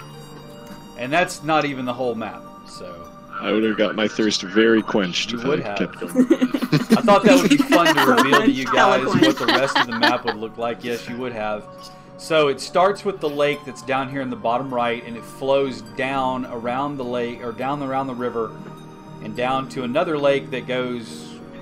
We don't know. Just beyond the river bend? Just beyond the river. Beyond the riverbend. I hope we win some more. All right, you hooligans. I'm going home. Again, we'll be back again next week, playing Yes. from 6 p.m. to 9 p.m. Central Time from Lucky Dice Cafe. Again, I'm thankful to have everybody here. We are just a few followers away on Twitch, so go ahead and tell your friends so that way we can get everybody involved. I want to give you stuff. Thank you all so much for watching. Kitty! And we will see you all next week where we will roar for initiative. Roar! Roar!